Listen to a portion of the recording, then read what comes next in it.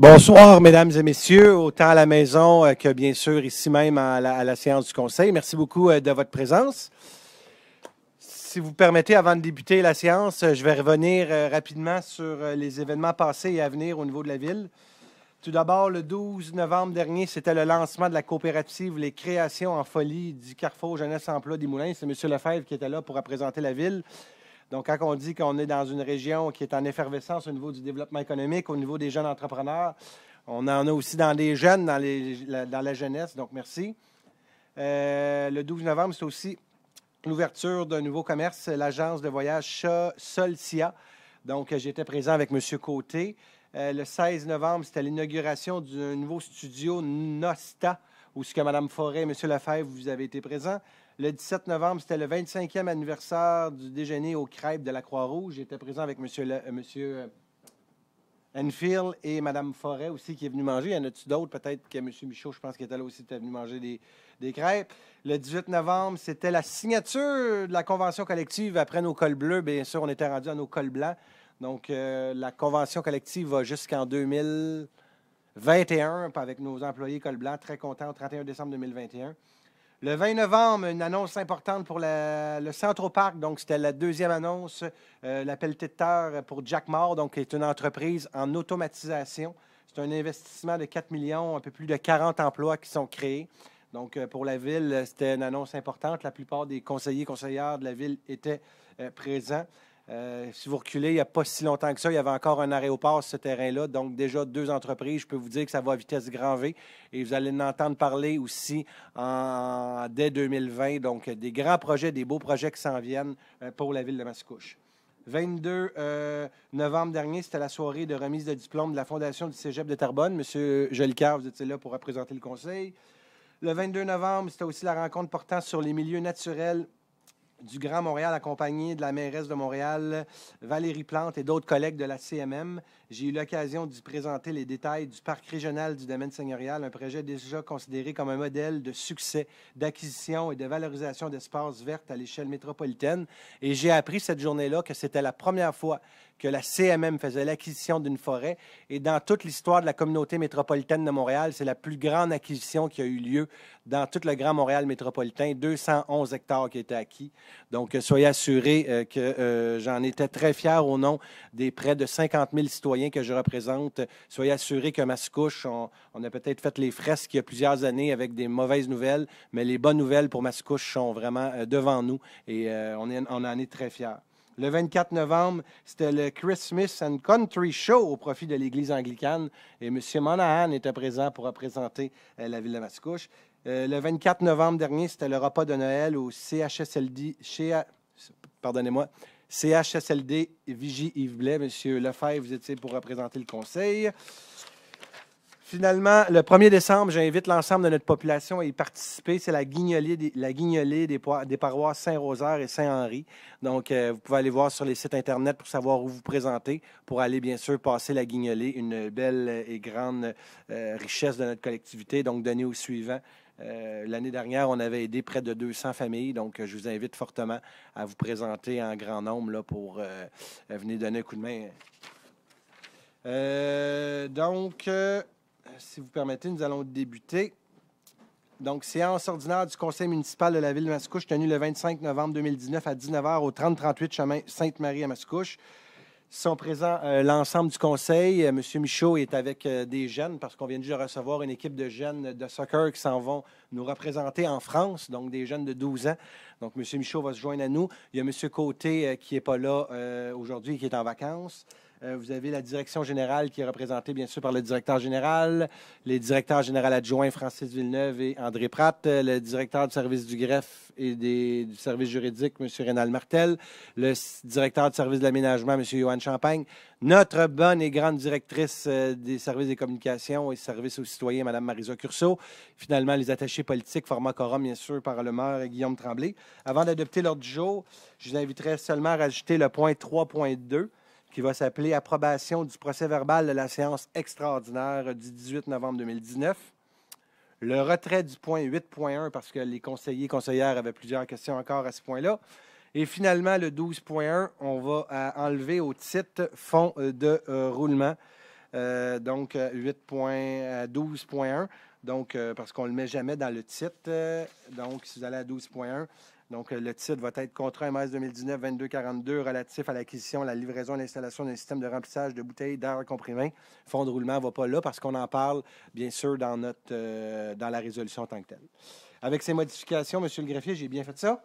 J'aurais besoin d'un proposeur et d'un appuyeur pour adopter l'ordre du jour. Proposé Stéphane Enfield. Et appuyé par Bertrand Lefebvre. Merci beaucoup. Je vous demanderai de vous lever maintenant pour 1 minute de silence, s'il vous plaît.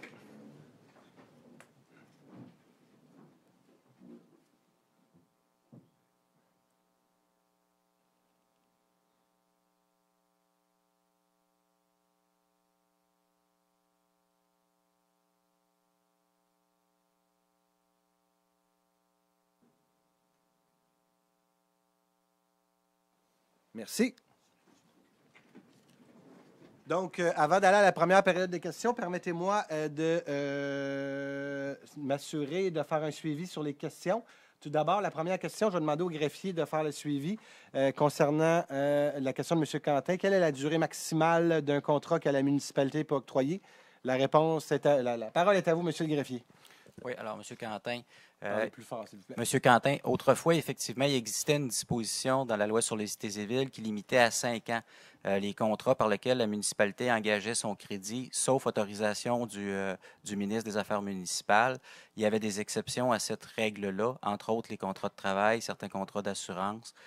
Mais cette disposition-là a été abolie en 2017, au mois de juin, par l'adoption de nouvelles dispositions qui donnaient plus d'autonomie aux municipalités. Et maintenant, c'est des dispositions qui restreignent certains types de contrats à long terme quand même, sans indiquer de durée. Il n'y a plus de prohibition quant à la durée, mais c'est la nature du contrat qui est visée puis qui nécessite l'approbation plutôt de la population, comme le contrat pour le complexe aquatique. Exact. Qui avait été le gouvernement du Québec, dans le temps, nous avait demandé d'aller en approbation référendaire. De mémoire, il y avait eu une quarantaine de personnes qui étaient venues dire qu'ils étaient contre le projet sur 40 000 citoyens. 50 000 citoyens, je peux vous dire que je peux comprendre pourquoi que la piscine est pleine aujourd'hui et qu'elle est vraiment bien utilisée. Merci beaucoup, monsieur. Je pense qu'en le disant, aujourd'hui, on peut se poser des questions comme municipalité, par exemple, des contrats de déneigement, des contrats, vous le voyez, des avis qui sortent un peu partout à travers le Québec, des contrats de déneigement explosent un peu. Donc, peut-être pour des municipalités d'aller à plus longue échéance, donc les entreprises pour acheter des machineries, les immobiliser sur plusieurs années, les amortir, pardonnez-moi, sur plusieurs années. Donc, je pense que c'est pour permettre justement aux villes d'aller chercher des meilleurs prix possibles puis de faire les choses un peu différemment. Donc, à cet égard, j'invite l'administration d'en profiter à fond de train. Je vous remercie de votre question qui était fort pertinente. La question numéro 2 maintenant de M. Quentin encore. Combien de containers semi-enfouis faut-il pour un projet de 100 logements? À quelle distance doivent-ils être situés? Donc, vous avez besoin de 5 containers, donc 2 fois de 5 000 litres de déchets, 2 fois 5 000 litres de recyclage et 1 fois 3 000 litres de matière organique. Il faut qu'il soit localisé dans un rayon maximal de 100 mètres du bâtiment. Il y a quelques fois, par exemple, il peut y avoir des demandes de dérogation, par exemple, si le terrain ne le permet pas. Mais ça, on les voit toujours ici en séance du conseil. Donc, c'est à cet égard. Je suis maintenant rendu à la première période de questions. Pour les gens qui c'est la première visite ici, je vais juste vous dire que la première période de questions, c'est des questions tout autres que des sujets qui sont à l'ordre du jour. Donc, vous vous mettez au micro. C'est 5 personnes en ligne maximum. Et vous avez 5 minutes pour poser vos questions avec, bien sûr, la réponse. Donc, si vous voulez qu'on y réponde, assurez-vous, bien sûr, de me donner la chance d'y répondre. Sinon, malheureusement, je ne pourrai pas vous répondre. Juste me donner votre nom et votre adresse. Raoul Quentin, 3031 Gauthier. Merci. J'aimerais revenir, M. le maire, sur les mots-là. Vous avez parlé d'une distance maximale de 100 mètres, c'est ça? Mais moi, ma question, c'était la distance minimale par rapport entre le moulin et l'immeuble. 2-3 mètres. 2-3 mètres? Oui. Si vous voulez, on va pouvoir vous revenir avec la réponse exacte. Ouais, on n'avait pas bien compris votre question. Ça va me faire plaisir d'y revenir à la prochaine séance. La raison pourquoi je posais cette question-là, c'est que dans la rangée, excusez-moi, du 22-45 et du 22-41, avenue de la Gare jusqu'au bout, jusqu'au mur, entre le 6-plex et le 8-plex, il y a un immeuble, évidemment. Et dans cet immeuble-là, les personnes qui sont au Rez-de-Jardin, ce qu'ils appellent le Rez-de-Jardin. Avant d'avoir des molocs composteurs, déjà la personne qui était là, sur son balcon, se plaignait de la senteur. Et là, en mettant un moloc composteur encore plus près, bien, je pense que ça cause un préjudice assez important aux propriétaires et du rez-de-jardin et du premier étage.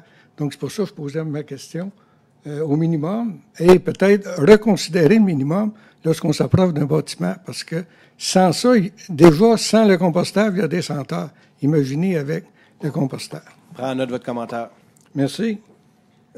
J'aimerais revenir sur piste cyclable. Vous avez dit que entre l'avenue des Ancêtres, ici, et le viaduc, le 25, on va pouvoir s'y rendre.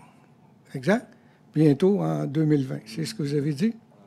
Non, ce que je disais, c'était de l'autre côté de l'autoroute, donc de l'avenue de la Gare jusqu'au Tim Hortons. On va pouvoir se rendre d'un bout à l'autre. Mais à partir de l'avenue des Ancêtres, ici, si on veut se rendre au viaduc, le 25, on fait ça comment? Vous allez pouvoir vous passer soit par l'avenue... le Gardeur? Le Gardeur, après ça, pour le boulevard Mascouche. Ouais. Est-ce qu'il serait possible d'avoir le plan de cette piste-là, juste de cette section-là? Écoutez, de cette section-là, oui, mais il n'y a pas de plan vraiment. Dans le fond, vous êtes sur le chemin en tant que tel. C'est sûr que si vous demandez ici, entre le boulevard Mascouche et le chemin Sainte-Marie, il n'y a pas de piste cyclable, il n'y a pas d'espace pour pouvoir le faire. Donc, on envoie nos citoyens vraiment par le chemin Lagardère parce que c'est un chemin après ça, c'est quoi au bout? Le Gardeur, Gauthier, passe. Après ça, on se rend sur le boulevard Mascouche parce que ça ne serait pas sécuritaire de mettre les citoyens sur le chemin Sainte-Marie en tant que tel. Et là, on va longer l'aréna, si je comprends bien? C'est l'objectif ultime, c'est ça qu'on veut. Okay. Vous allez comprendre que le plan de vous le donner aujourd'hui, il y a des acquisitions de terrain à faire. Fait que de commencer à vous donner le plan aujourd'hui, on va s'assurer d'avoir la propriété des terrains, puis après, ça va nous faire plaisir de vous le donner. D'accord, merci. Merci, M. Quentin. Bonsoir à tous. François Collin, 1806 rue Glengarry. Monsieur Tremblay, je vous ai écouté. Le mois passé, j'ai écrit à M. Chevrier, qui est administrateur et membre du CA du CAMI, pour lui demander si oui ou non les citoyens pouvaient devenir membres et administrateurs du CAMI. Je vous dis, en date d'aujourd'hui, je n'ai pas eu de réponse encore. Donc, la question que je vous adresse, c'est je voudrais savoir quand je peux m'attendre à une réponse. La réponse que je vous ai donnée, M. Collin, très clairement, et je veux juste vous la répéter, puis c'est pas par méchanceté ou parce que je ne veux pas vous donner la réponse. Vous savez, l'objectif d'une ville d'aller avec un OBNL, c'est justement de ne pas avoir la gestion à s'occuper. C'est justement de ne pas avoir à gérer des employés, à faire l'opération dans le day-to-day, comme on dit en bon québécois. L'objectif, c'est de déléguer ce pouvoir-là. Je vous ai dit de demander, de faire une demande officielle à l'OBNL. Je vous les revois, vos courriels, vous me mettez en copie conforme, mais vous devez, envoyez pas un courriel à M. Chevrier ou à M. Tremblay, allez voir là-bas à la piscine, allez leur demander. Et la réponse, j'imagine qu'ils vont vous donner, c'est de envoyer votre CV, assurez-vous, puis ils vont pouvoir l'évaluer. Puis au moment opportun qu'ils vont avoir besoin des gens, si vous êtes là pour les bonnes raisons, de bonne foi, puis que vous êtes en accord avec le projet, c'est clair et précis qu'à un moment donné, ils vont avoir besoin des gens. Là, ce que je comprends présentement, c'est qu'il y a un CA qui est plein. Par exemple, là, demain matin, vous allez appliquer pour être bénévole sur le conseil d'administration du hockey. C'est pas parce qu'on s'appelle François Collin qu'on rentre là du jour au lendemain. C'est pas parce qu'on s'appelle Guillaume Tremblay qu'on rentre là du jour au lendemain. Il faut faire ses preuves pour démontrer son implication dans la communauté. Et après, c'est les gens qui décident, bien sûr, à savoir si oui ou non vous vous présentez, si vous êtes capable d'être élu. Donc, ça ne nous appartient pas. Je vous invite formellement à vous adresser aux bons interlocuteurs. C'était l'objectif de la Ville, de ne pas avoir ça en gestion. Nous, on paye 1 180 000 plus les taxes. C'est ça que ça nous coûte par année. Puis on a un clé en main, puis nos citoyens vont, puis ils en profitent à fond de train. Deuxième question. Je vous remercie de votre réponse. Ma deuxième question, c'est selon la revue, le journal La Revue, en 2020, la Ville s'est donnée comme mission d'obtenir des subventions pour le manoir. L'an passé, la Ville a dépensé un peu d'argent pour les sentiers puis une passerelle. Puis cette année, on s'apprête à dépenser pour des contrats pour le barrage et un débarcadère. Donc, ma question, c'est la suivante. Pourquoi ne pas obtenir une confirmation des subventions avant d'engager plus de dépenses dans le dossier, finalement? Parce qu'on est capable de marcher puis marcher de la gomme en même temps. Donc, on est capable d'avancer le projet puis d'aller chercher des subventions parce que d'une façon ou d'une autre, le projet va avoir lieu. Est-ce qu'il va être d'envergure différente si on n'a pas de subvention? La réponse est oui. Cependant, je touche la mélamine parce que je n'ai pas de bois. Ça va très bien présentement. Quand on a un cahier ici qui parle dans le Grand Montréal métropolitain, Communauté métropolitaine de Montréal, la trame verte et bleue, qu'on a un article à l'intérieur de tout ça qui fait le tour du Québec, qui fait le tour de la communauté métropolitaine, qui voit le projet du domaine seigneurial, qu'on a un projet avant-gardiste, un projet de grandeur, un projet pour le Grand Montréal. Moi, je peux vous dire que le gouvernement du Québec et le gouvernement du Canada serait très mal foutu de dire qu'on ne subventionne pas ce projet-là. On a eu une subvention comme ville du FORD, du Fonds d'appui au rayonnement régional. Ça veut dire que l'Anaudière au grand complet a dit que ce projet-là, c'est un projet porteur. On a eu une subvention de la communauté métropolitaine de Montréal pour dire que ce projet-là est porteur. Je peux comprendre, M. Collin, depuis le début de ce dossier-là, vous êtes un peu plus en désaccord qu'en accord avec ce projet-là, et vous avez le droit. Cependant, très clairement, en 2013, j'ai été élu avec une équipe complète disant qu'on va mettre de l'avant un projet porteur avec plusieurs hectares de forêt qu'on va préserver, puis mettre de l'avant un projet de protection des bâtiments qui sont patrimoniaux. 2017, vous avez fait votre campagne parce que oui, vous écrivez des articles, mais aussi vous vous êtes présenté. Vous vous êtes fait battre à 76 contre 24. Vous avez défendu vos points de vue, vous avez défendu vos idées. Et notre population, très clairement, on dit qu'on est encore en arrière de ce projet-là.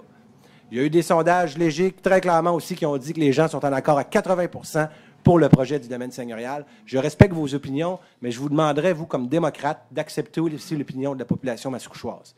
Merci pour vos deux questions. Je suis prêt à voir le prochain intervenant.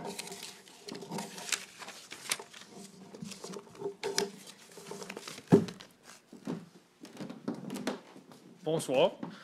Moi, je voudrais commencer en vous remerciant. Merci d'avoir écouté notre appel. Je vais juste prendre votre nom et votre adresse. Ah oui, François Germain Bernier, du vin d'Orius à Repentigny. Bon, c'est ça. Merci d'avoir écouté notre appel. Merci d'avoir écouté les citoyens qui tiennent à cœur les sentiers de la presqu'île. Je voudrais vous remercier, vous, M. Tremblay, mais ainsi tous les conseillers qui ont parlé en notre faveur des sentiers de la presqu'île. Vous avez fait toute la différence. Sans votre appui, ce projet ne serait certainement pas au stade où il est rendu, même si c'est qu'un début. Mais déjà, on a vu que l'impact du soutien de la ville de Mascouche a fait toute la différence face à Repentigny. Puis nous en sommes très reconnaissants. J'aimerais ce soir vous remercier, mais aussi profiter de votre expérience dans ce type de projet, car la famille Desrosiers, qui est ici en ce moment, n'a pas encore eu de rencontre avec la ville de Repentigny au sujet du projet, suite à la grande annonce. On peut dire qu'ils sont dans le néant. Ils ont beaucoup de questions, et nous aimerions, pour commencer, connaître les démarches et les délais que la famille va rencontrer pour ce projet, car en ce moment, c'est assez nébuleux. Ils ont eu une grosse annonce, mais il n'y a pas eu de suivi avec la ville encore, là. Mais c'est ça. Merci. Bien, je vous remercie beaucoup. Vous savez, la réponse que je vous avais dit la dernière fois, je vais vous la répéter. La Ville de Mascouche, on est partenaire, donc on va soutenir le projet. C'est clair, net et précis qu'il y a des terrains qu'on veut faire l'acquisition.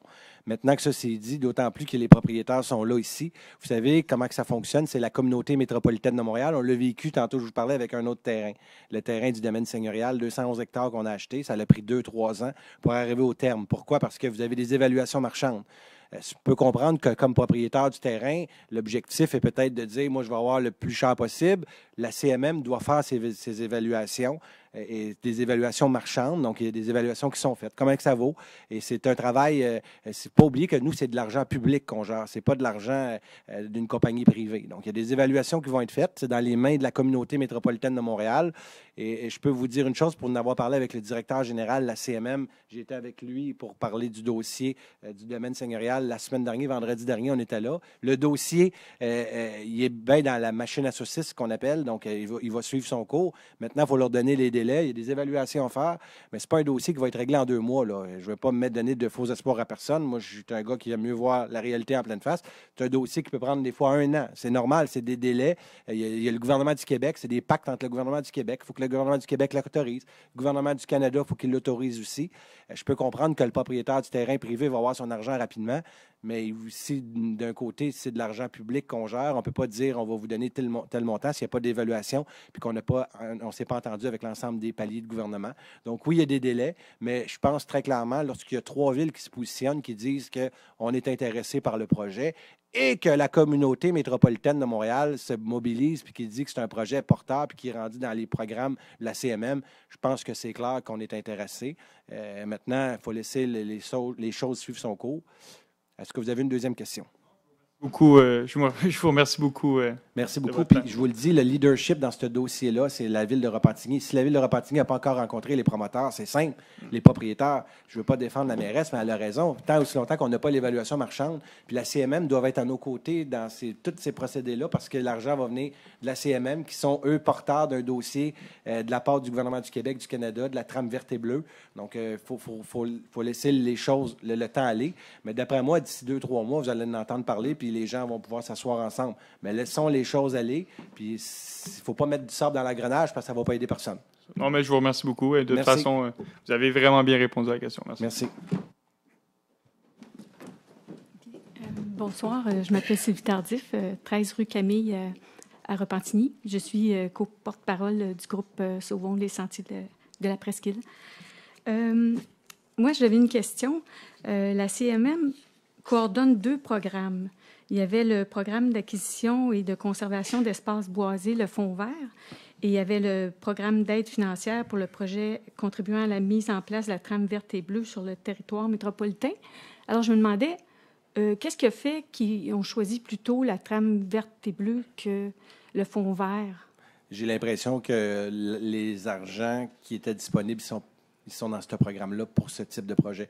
Mais il faudrait que vous demandiez, comme je disais tantôt, c'est vraiment la Ville de Repentigny qui chapeaute parce que la plus grande majorité du terrain est à Repentigny. C'est vraiment eux qui chapeautent vraiment le projet. Mais ce que je peux comprendre du dossier présentement, c'est que les sommes d'argent sont disponibles à l'intérieur de ce fonds-là. Donc, s'il y a eu une entente, donc qu'il y avait des sommes de disponibles, ça doit être la raison pourquoi ils ont pris ces sommes dans ce fonds-là. Repentigny a toujours dit que les 2 tiers du terrain étaient à Mascouche, mais c'est sûr que l'adresse est à Repentigny.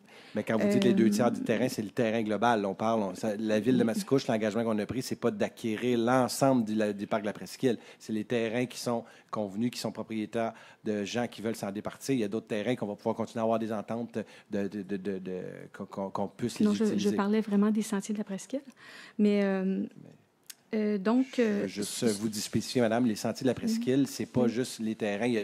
Le terrain est plus grand que ça. Donc, quand vous regardez l'entièreté du terrain des sentiers de la Presqu'île, la majorité des terrains sont à Repentigny. Vous en avez un petit peu à Terrebonne, un petit peu à Mascouche. Mais la grande majorité des terrains, ils sont vraiment à Repentigny. OK. J'ai jamais entendu parler qu'il y en avait à Terrebonne, mais... C'est pour ça que c'est l'entente de 3 villes. Vous voyez... Mais c'est pour ça que je me posais aussi la question. Faites attention pour ne pas être les représentants. Faites attention dans tout ça, là, je vous invite. Oui, j'ai déjà été porte-parole. Faites attention de ne pas devenir les représentants des vendeurs. Ça, c'est important. C'est pas, on n'est pas représentant des vendeurs, mais... je vous le dis par précaution. Avez-vous une autre question? Oui. Je voulais savoir si le volet conservation de la faune et de la flore, il y a la même importance dans le programme de trame verte et bleue. Écoutez, je n'ai pas le programme devant moi, il faudrait le regarder. Vous avez peut-être eu la chance de le lire, mais ça va me faire plaisir. Si vous voulez, on va pouvoir vous répondre. Vous donnerez vos coordonnées, on va vous appeler pour vous en faire part. Je vous remercie beaucoup de vos 2 questions. Bien, au revoir. Bonsoir, Brigitte Miller, 2426 Avenue du Noroît, à Mascouche. J'ai juste une petite question. Monsieur le maire, je vous ai fait parvenir une lettre enregistrée le 15 octobre. Le 19, votre secrétaire m'a appelé me dire que vous n'aviez pris connaissance, que M. Michaud n'avait pris connaissance, et que M. Champagne, et que dans les 2 semaines suivantes, j'allais avoir des nouvelles. Ça fait plus de 10 ans qu'on piétine sur la vente de notre terrain. Et mes doléances sont qu'il y a une construction d'immeubles locatifs, des condos à côté, quand moi, on me refuse totalement de construire quoi que ce soit. C'est sûr qu'il ne faut pas comparer des pommes avec une poire parce que c'est difficile à comparer. Comparer des terrains qui sont construisibles versus un terrain qui est peut-être un peu moins construisible. Maintenant que vous me parlez de votre dossier versus ces 2 semaines, je vais laisser la parole à M. Michaud qui est dans le suivi du dossier. Parfait. Bonjour. Juste vous dire, il y a eu une rencontre préliminaire qui était avec la direction d'aménagement du territoire.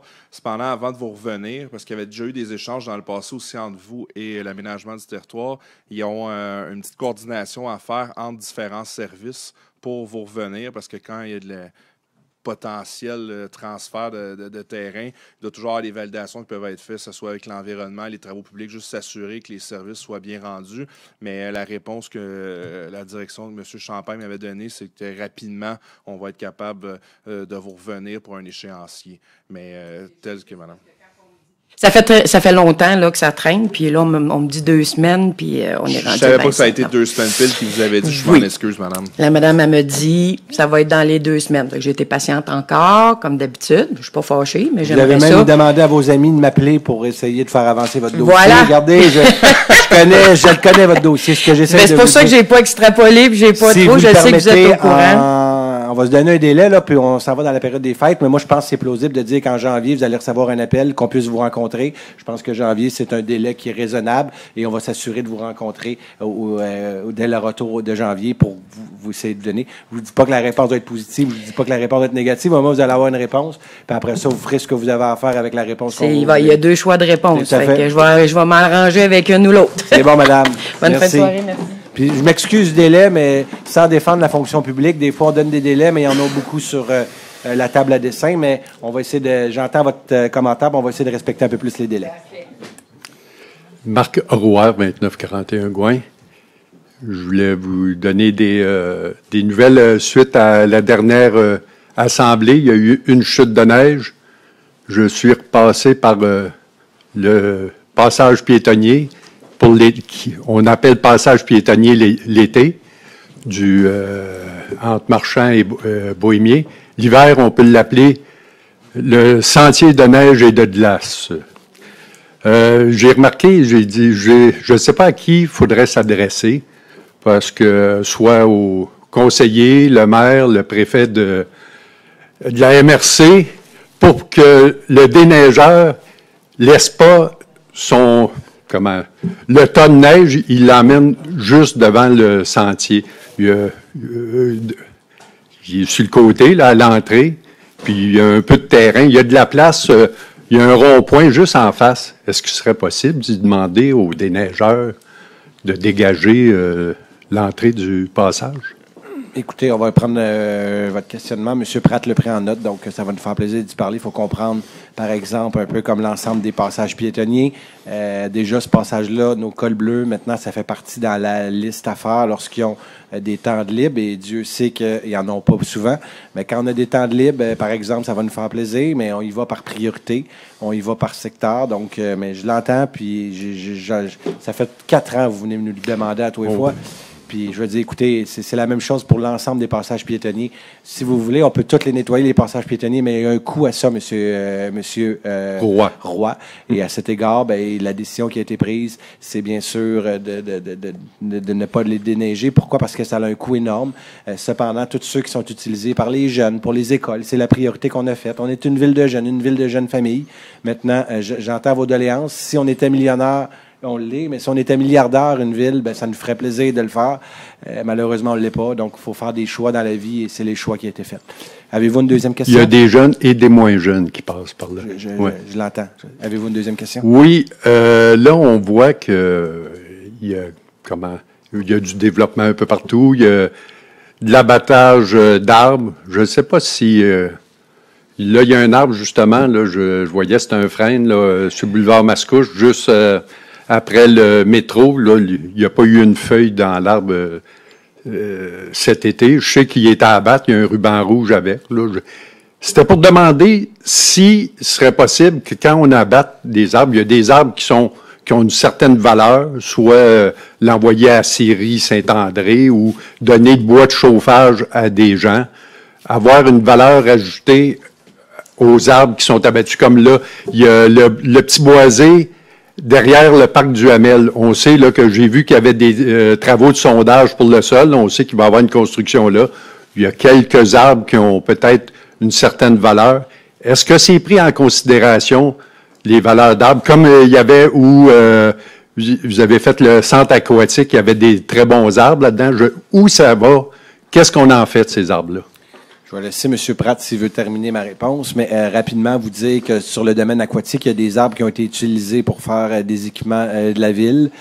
Deuxième chose, quand vous me parlez d'un terrain privé, c'est clair qu'on n'est pas dans la même dynamique que quand c'est un terrain public. Cependant, soyez assurés, lorsque c'est un terrain public, pardonnez-moi, que l'objectif de la Ville, c'est d'essayer de regarder, puis des arbres, on en a gardé. D'ailleurs, si vous allez, un jour, vous avez la chance d'aller au service de l'aménagement, ils ont fait une belle table avec du bois qui avait pris, c'est nos cols bleus qui ont fait ça.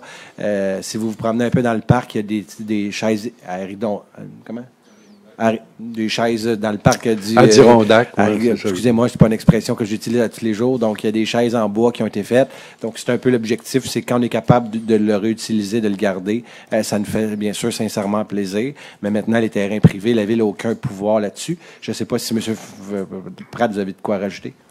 Je vous dirais que les entrepreneurs réduisent leur prix en fonction de la valeur commerciale qu'ils ont avec les arbres. Donc, ça fait partie du marché. C'est pour ça les arbres qui sont peut-être pas bons de donner aux citoyens, ceux qui ont des foyers. Bien, c'est des terrains privés, c'est sûr que lui. Oui. OK.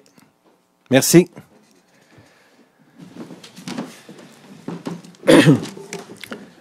M. Tremblay, un petit correctif. C'est pas 80 que la Ville a obtenu, mais 84 de satisfaction de la part des citoyens. Non, je vous parlais pour le manoir en tant que tel. Non, mais vous avez reflété le taux de satisfaction des citoyens. Les gens qui étaient en accord avec le manoir en tant que tel. Non, c'est parce que je faisais référence au sondage. Ah, mais écoutez, félicitations. 84, non, la satisfaction des citoyens, c'est 86. 84, c'est la cote d'humeur. 86, c'est satisfaction des citoyens. Ah, là, ça vaut la peine de... Donc, écoutez, les gens sont plus contents des services des fonctionnaires que d'humeur. Je suis content. Ça veut dire que ça va bien. C'est bon. Maintenant, M. le maire, j'ai vu sur Montémasson, on faisait un forage juste en avant du Petit Boisé, entre Exquis puis l'hôpital vétérinaire. Là, il y a un Petit Boisé. Et on commençait à faire des forages cette semaine, j'imagine, des tests de sol, etc. Est-ce que vous avez l'intention de maintenir le boisé ou que la Ville a l'intention de le laisser aller avec la vente? C'est un terrain qui est complètement privé, donc qui est zoné résidentiel. Donc, le zonage date de 2002. Le zonage permet des résidences dessus. On a eu une consultation une séance d'information, une consultation avec les citoyens qui sont au pourtour de ce terrain-là. On a entendu les doléances de ces citoyens-là. Et là, on a travaillé un projet le plus acceptable possible. Il faut comprendre que si demain matin, la Ville n'accepte pas d'avoir un projet sur ce terrain-là, c'est une expropriation déguisée. Ça serait des millions en dizaines de millions de dollars qu'on pourrait être poursuivi. Donc là, la Ville, on a travaillé fort. L'objectif, c'est de garder, par exemple, le parc, donc du côté de la rue Gouin, c'est ça? Duhamel, excusez-moi, il y a un parc du côté de Duhamel. Donc l'objectif, c'est de garder ce parc-là. Puis même, on travaille, présentement, il y a des terrains au pourtour, peut-être même de l'agrandir, le parc, pour nous assurer qu'à perpétuité, ces gens-là puissent avoir un parc en tant que tel. Et il y a eu une doléance qui était vraiment importante pour les citoyens qui habitent dans ce secteur de Duhamel-là. C'est Duhamel, hein? Donc, c'est pouvoir de traverser pour aller prendre les services de proximité. Donc, on travaille pour atteindre l'objectif avec nos concitoyens et concitoyennes. Et je peux vous dire qu'en gros, pas mal tout ce qui a été demandé, on souhaite vraiment que ça aille écho. Mais ça va être un projet, oui, ça va être un projet immobilier tel qu'il leur avait été annoncé aussi. D'accord, merci. Deuxième question. J'ai lu dans la revue que la forêt domaniale avait été achetée par la communauté métropolitaine de Montréal. Oui. Au coût de 3 millions quelques. Right?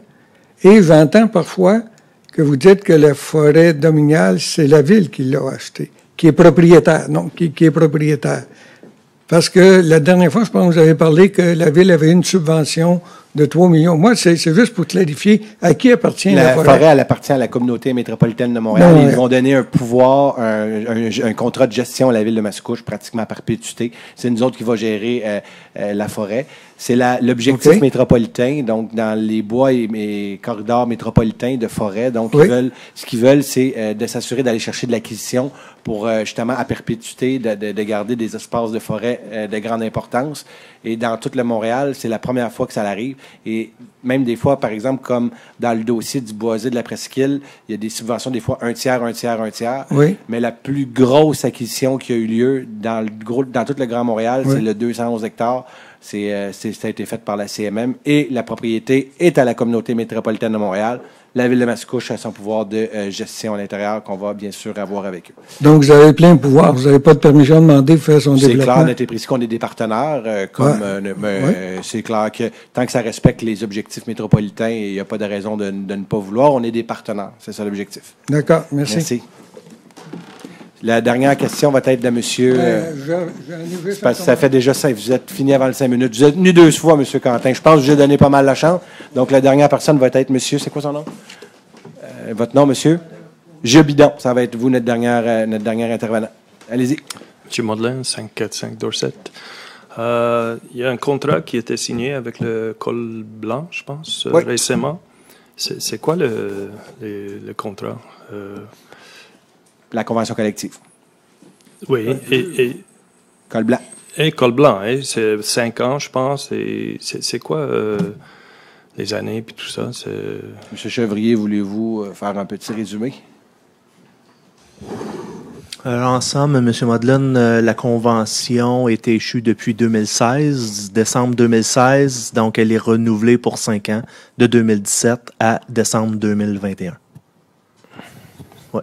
Et c'est les conditions de travail qui sont toutes énumérées à l'intérieur de ce contrat de travail. Mais en 2021, il faut recommencer. Oui, tout à fait.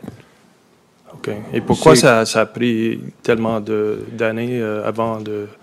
Bien, vous savez, par exemple, des fois, avec des employés, col bleu, ça a été plus long aussi. Donc, des fois, on peut prendre quelques années. Des fois, on peut avoir des ententes plus longues, moins longues. On a un employé de la Ville de Montréal en arrière. Il pourrait vous-même vous en parler si vous voulez. Donc, c'est des ententes. Pour avoir une entente, ça prend 2 parties, donc d'un côté et de l'autre. Et des fois, ça peut avoir des mésententes. C'est normal. C'est ça que ça fait partie de la négociation. Pardon? Comment? Non, c'est ça. C'est ça. Exact. Je vous remercie. Vous avez une deuxième question? Oui, c'est sur le gender, il parle de... vous ne pouvez pas parler, vous savez si... Non, juste en général, parce que je ne comprends pas le terme, quand il dit concordance, en gros, ça veut dire quoi? On va vous l'expliquer tantôt avec plaisir. Je vais prendre le temps de vous l'expliquer rendu là. Oh, okay. C'est bon? Je prends l'engagement, faites-moi les pensées. Pour faire suite aux questions de M. Collin sur le centre aquatique, je verrais d'un bon œil qu'il y ait un représentant, comment je peux dire, impartial, qui n'est pas choisi par le gestionnaire mais c'est ça, M. Collin est assez quand même capable de fouiller des dossiers pour savoir qu'est-ce qui se passe. Ça serait probablement un bon représentant. C'est pas la Ville qui décide ça. Je vous le répète, la Ville a fait affaire avec un organisme à but non lucratif. C'est justement l'objectif, c'est de se dégager de cette organisation-là. Comme dans toutes les OBNL, c'est ça l'objectif. Donc, c'est la Ville ne le gère pas. Si vous commencez à venir me poser des questions sur la piscine à tous les semaines, moi, je vais vous répondre combien ça nous coûte, les services qu'on a, l'entente qu'on a eue. Mais au niveau de la gestion de nos opérations, c'est pas à nous. C'est ça l'objectif d'avoir un organisme à but non lucratif. Et c'est pour ça que la Ville, on est allé en comment qu'on appelle ça, en approbation référendaire. Donc, les gens ont accepté d'aller avec un OBNL, un organisme à but non lucratif, justement avec les avantages qu'on a. Maintenant, M. Collin, depuis le début, est en désaccord avec le fait d'aller avec cette manière de faire-là. Ça lui appartient. Maintenant, on passe à autre chose. On passe au prochain appel. Là. C'est quand même avoir une vision de l'administration du centre aquatique qui serait... Soyez assurés qu'on en a pour notre argent. Moi, j'en suis certain. Quand je me compare avec d'autres villes, j'en suis très fier. Je vous remercie vos 2 questions. Bonsoir. Alain Jobidon, 525 Brochu. Petite interrogation que j'avais par rapport au fait que Mascouche se dit une ville verte. La Ville de Montréal a adopté aussi un règlement qui est rentré en vigueur en octobre 2018 concernant les appareils de chauffage au bois à 2,5 grammes. Tous les citoyens doivent se rendre conformes par rapport à cette réglementation-là. Sachant que tous les appareils au bois qui ont plus de 12 ans sont à peu près à 12 à 20 grammes à l'heure de pollution, je me pose la question si Mascouche, une ville verte, avait l'intention d'adopter un règlement semblable à Montréal, alors qu'actuellement, les producteurs de chauffage du Québec font des revendications avec le gouvernement du Québec pour que le règlement de Montréal s'applique à la grandeur de la province. Alors, je me posais la question par rapport à ça. Écoutez, il y a eu des questionnements qui ont eu lieu à cet égard. Seulement, vous spécifiez que présentement, il y a un chantier de travail avec la CMM. Donc, au lieu d'avoir un règlement municipal, il y aurait un règlement communauté métropolitaine de Montréal qui l'obligerait au MRC, qui l'obligerait après aux municipalités. Donc, on est mieux d'attendre parce que les travaux sont en cours présentement, puis vous allez en entendre parler rapidement. Donc, d'avoir un règlement métropolitain à cet égard-là. Donc, au lieu d'avoir fait quelques rencontres là-dessus, d'avoir une conclusion, ce qu'on entend à travers, c'est que ça s'en vient, donc on est mieux d'attendre d'avoir la conclusion. En 2020? Oui. Good, merci. Merci beaucoup. C'est terminé, malheureusement. Non, madame. 20 secondes. Non, c'est terminé, madame. Non, c'est terminé, madame. C'est terminé. Oui, mais c'est terminé, madame. On n'a jamais parlé de la grille du frein, inquiétez-vous pas. OK, non, on le sait. On le sait que la grille du frein, on ne peut pas l'utiliser. Puis il ne peut pas sortir non plus de la CMM, il ne peut pas en aller à l'extérieur. Il faut qu'il reste sur le territoire de la CMM. On en est au courant. Merci.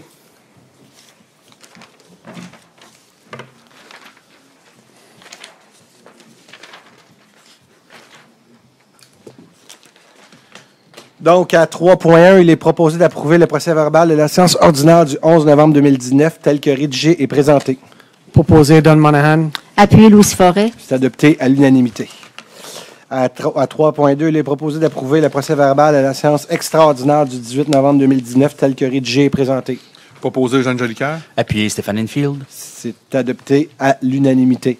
Excusez, dans mon document, c'était Annie Mailloux. Non. OK, non, parfait. Donc, Stéphane Enfield, c'est bon. Ici, on est à 3.2. Et seulement, vous spécifiez, je pense que vous aviez sauté la feuille, monsieur, c'est pas grave.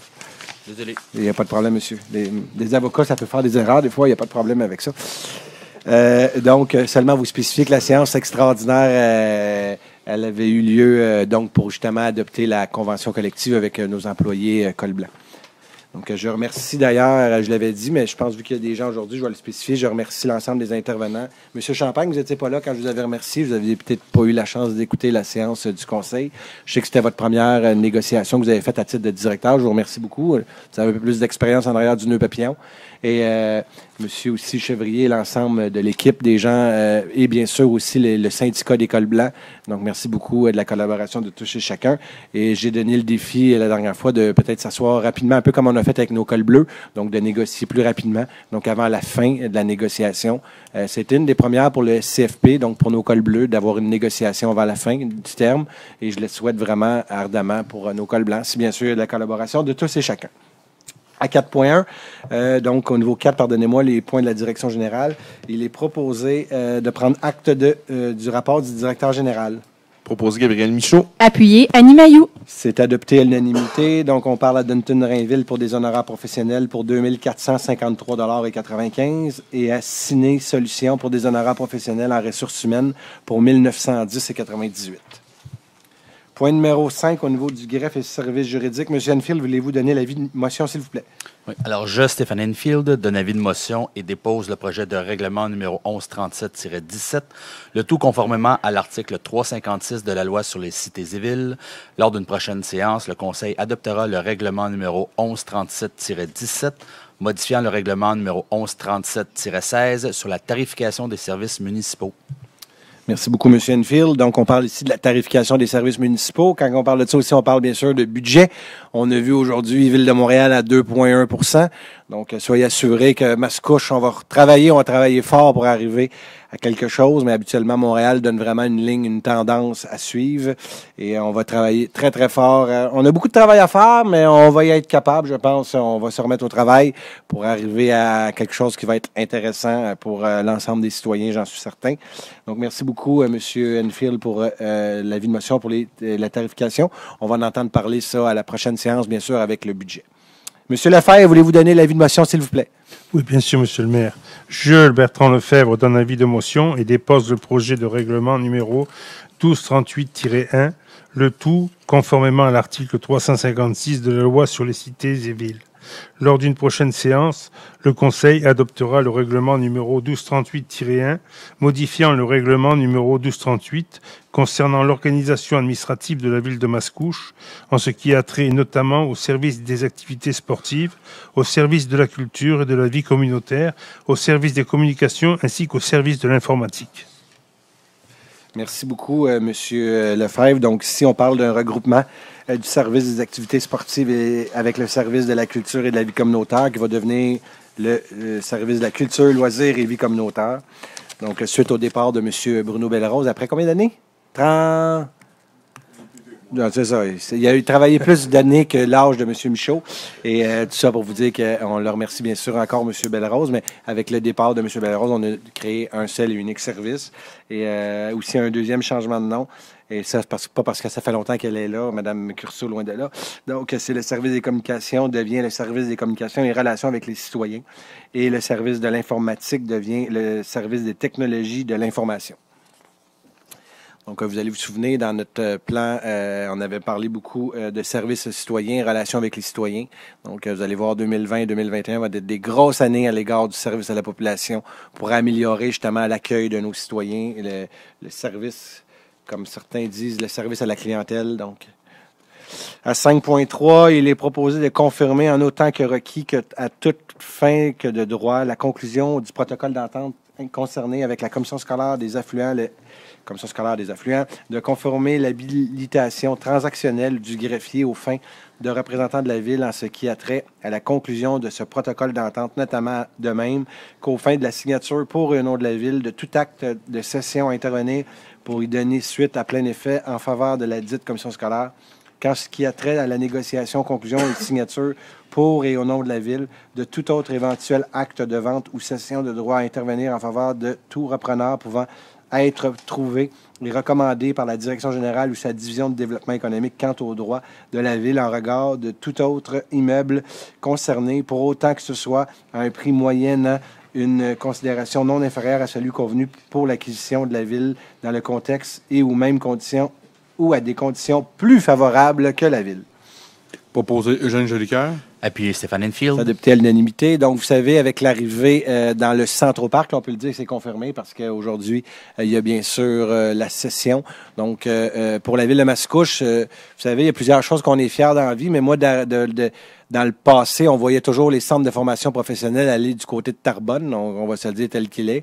Aujourd'hui, c'est l'arrivée d'un centre de formation professionnelle à Mascouche. Donc, quand on dit qu'on a repositionné notre ville, moi, j'en suis très fier. J'espère que l'ensemble du conseil, vous en êtes fiers. Merci à la direction générale, l'ensemble des intervenants. Donc, on va pouvoir avoir des jeunes qui vont venir étudier ici, donc dans des programmes avant-gardistes qui vont être en lien justement avec tout notre futur Centroparc. Donc, toute cette division de Centroparc vient bien sûr avec une éducation qu'on va pouvoir donner à nos jeunes. Donc, on va arrêter d'être la ville voisine de la grosse ville. On va être une ville avec des services pour notre monde.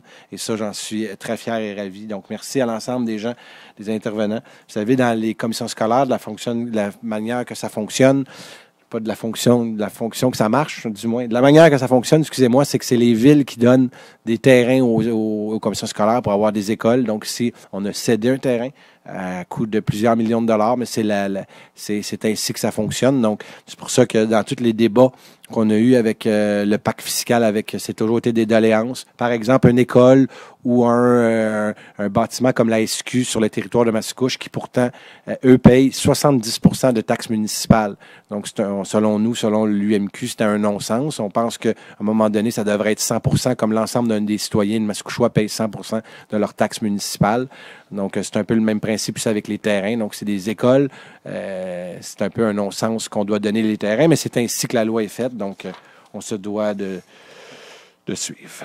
À 7, au niveau du génie, à 7.1, il est proposé, premièrement, d'autoriser l'installation de la signalisation concernant le stationnement interdit en tout temps dans 12 zones d'une longueur de 13 mètres chacune, incluant les bateaux d'une longueur de 7 mètres chacun, sur le boulevard de Mascouche, entre le chemin des Anglais et la rue Barrott, afin de préserver les rayons de braquage des 12 entrées charretières comprises entre les numéros civiques 2150 à 2176, 22,46 à 23,36 du côté par, et celle comprise entre les numéros civiques 21,75 à 21,85, 22,45 à 23,35 du côté impar, pardonnez-moi. D'autoriser le service des travaux publics, bâtiments, parcs et espaces verts à procéder à l'installation des panneaux interdiction de stationnement requis suite à la réception d'un plan de signalisation de la part du service du génie. Proposé Eugène Jolicoeur. Appuyé Annie Mailloux. C'est adopté à l'unanimité. Donc, si vous regardez, vous avez un peu... Donc, ça, c'est pour la sortie, justement, des camions de vidange, des camions qui vont faire le ramassage dans les jardins du coteau, dans les blocs appartements. Donc, la signalisation parle d'elle-même. À numéro 8, informatique 8.1, le point est retiré. À 9, aménagement du territoire à 9.1. Là, c'est la séance de M. Champagne ce soir. Donc, après la négociation, il a fini de négocier, il a été capable de travailler un peu. Donc, il va être capable de... il y a 15 points ce soir, vous allez voir, il y en a en quantité. Il va avoir une présentation de ceux-ci. Vous allez voir, à 9.4, il va expliquer l'entièreté des points qu'on va voir ce soir. Et je vous invite, comme citoyen, citoyenne, si vous voulez venir assister à la séance, il va vous expliquer un peu ce qu'il y en est. Puis vous allez avoir, bien sûr, des explications, mais vous allez avoir davantage d'explications lors de la séance de consultation. Monsieur Champagne, vous savez que je vous taquinais, parce que je peux vous dire qu'au niveau des permis, vous n'avez pas chômé malgré votre négociation.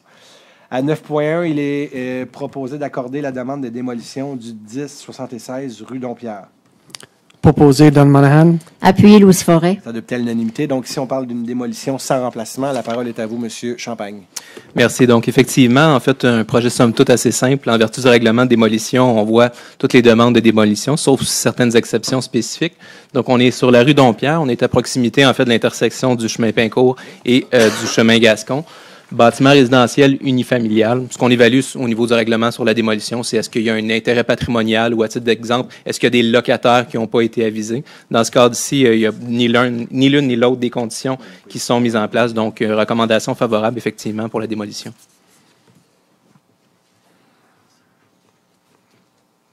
Donc, est-ce qu'il y a des gens qui sont là pour cette demande? Une fois, deux fois, trois fois? Vendu? C'est adopté à l'unanimité, je l'avais-tu dit déjà? Ou... À 9.2, il est proposé d'accorder la demande d'usage conditionnel pour le 2911 chemin Sainte-Marie, sur réserve que les conditions numérées et la recommandation du comité consultatif d'urbanisme numéro 19-10-209 soient respectées et réalisées conformément au règlement en vigueur, et ce, par le propriétaire des lieux. Proposé Louis Forêt. Appuyé Don Monahan. C'est adopté à l'unanimité. Donc, on parle dans le noyau villageois, un deuxième projet qui va voir le jour, le projet Masquois. Et vous en avez vu un troisième qui voit le jour, la Bine, donc on ne peut pas dire. Puis le quatrième, c'est le café céramique. Donc, si des gens qui pensent que notre noyau villageois n'est pas dynamisé, allez vous promener. Moi, je peux vous dire, quand je me promène, les gens, ça va beaucoup plus vite que ce qu'on l'espérait. Donc, ça démontre à quel point que Mascouche, on est dynamique. Mais avant de parler de Mascouche dynamique, je vais laisser la parole au dynamique Johan Champagne pour cette présentation. Merci, Monsieur le maire. Donc, une demande d'usage conditionnel, en fait, à l'intérieur du noyau villageois, comme mentionné. On est au 2911 chemin Sainte-Marie. L'usage projeté, en fait, c'est vraiment un café-bistrot, qui va servir essentiellement des repas végétariens, végétaliens. Donc, type d'usage préconisé au niveau du noyau villageois. Donc, usage de restauration, ça passe en usage conditionnel parce qu'on veut toujours s'assurer d'une bonne intégration et de vérifier certaines dispositions, notamment au niveau des espaces de stationnement et ainsi de suite. Recommandations somme toute favorables. Le dossier va être lié, par contre, à certaines dérogations mineures qu'on va voir un petit peu plus tard dans la journée. Merci. M. Monahan, voulez-vous donner l'avis de motion, s'il vous plaît? Je, Don Monahan, donne l'avis de motion de règlement 1085-9, le tout conformément à l'article 356 de la loi sur les cités et villes.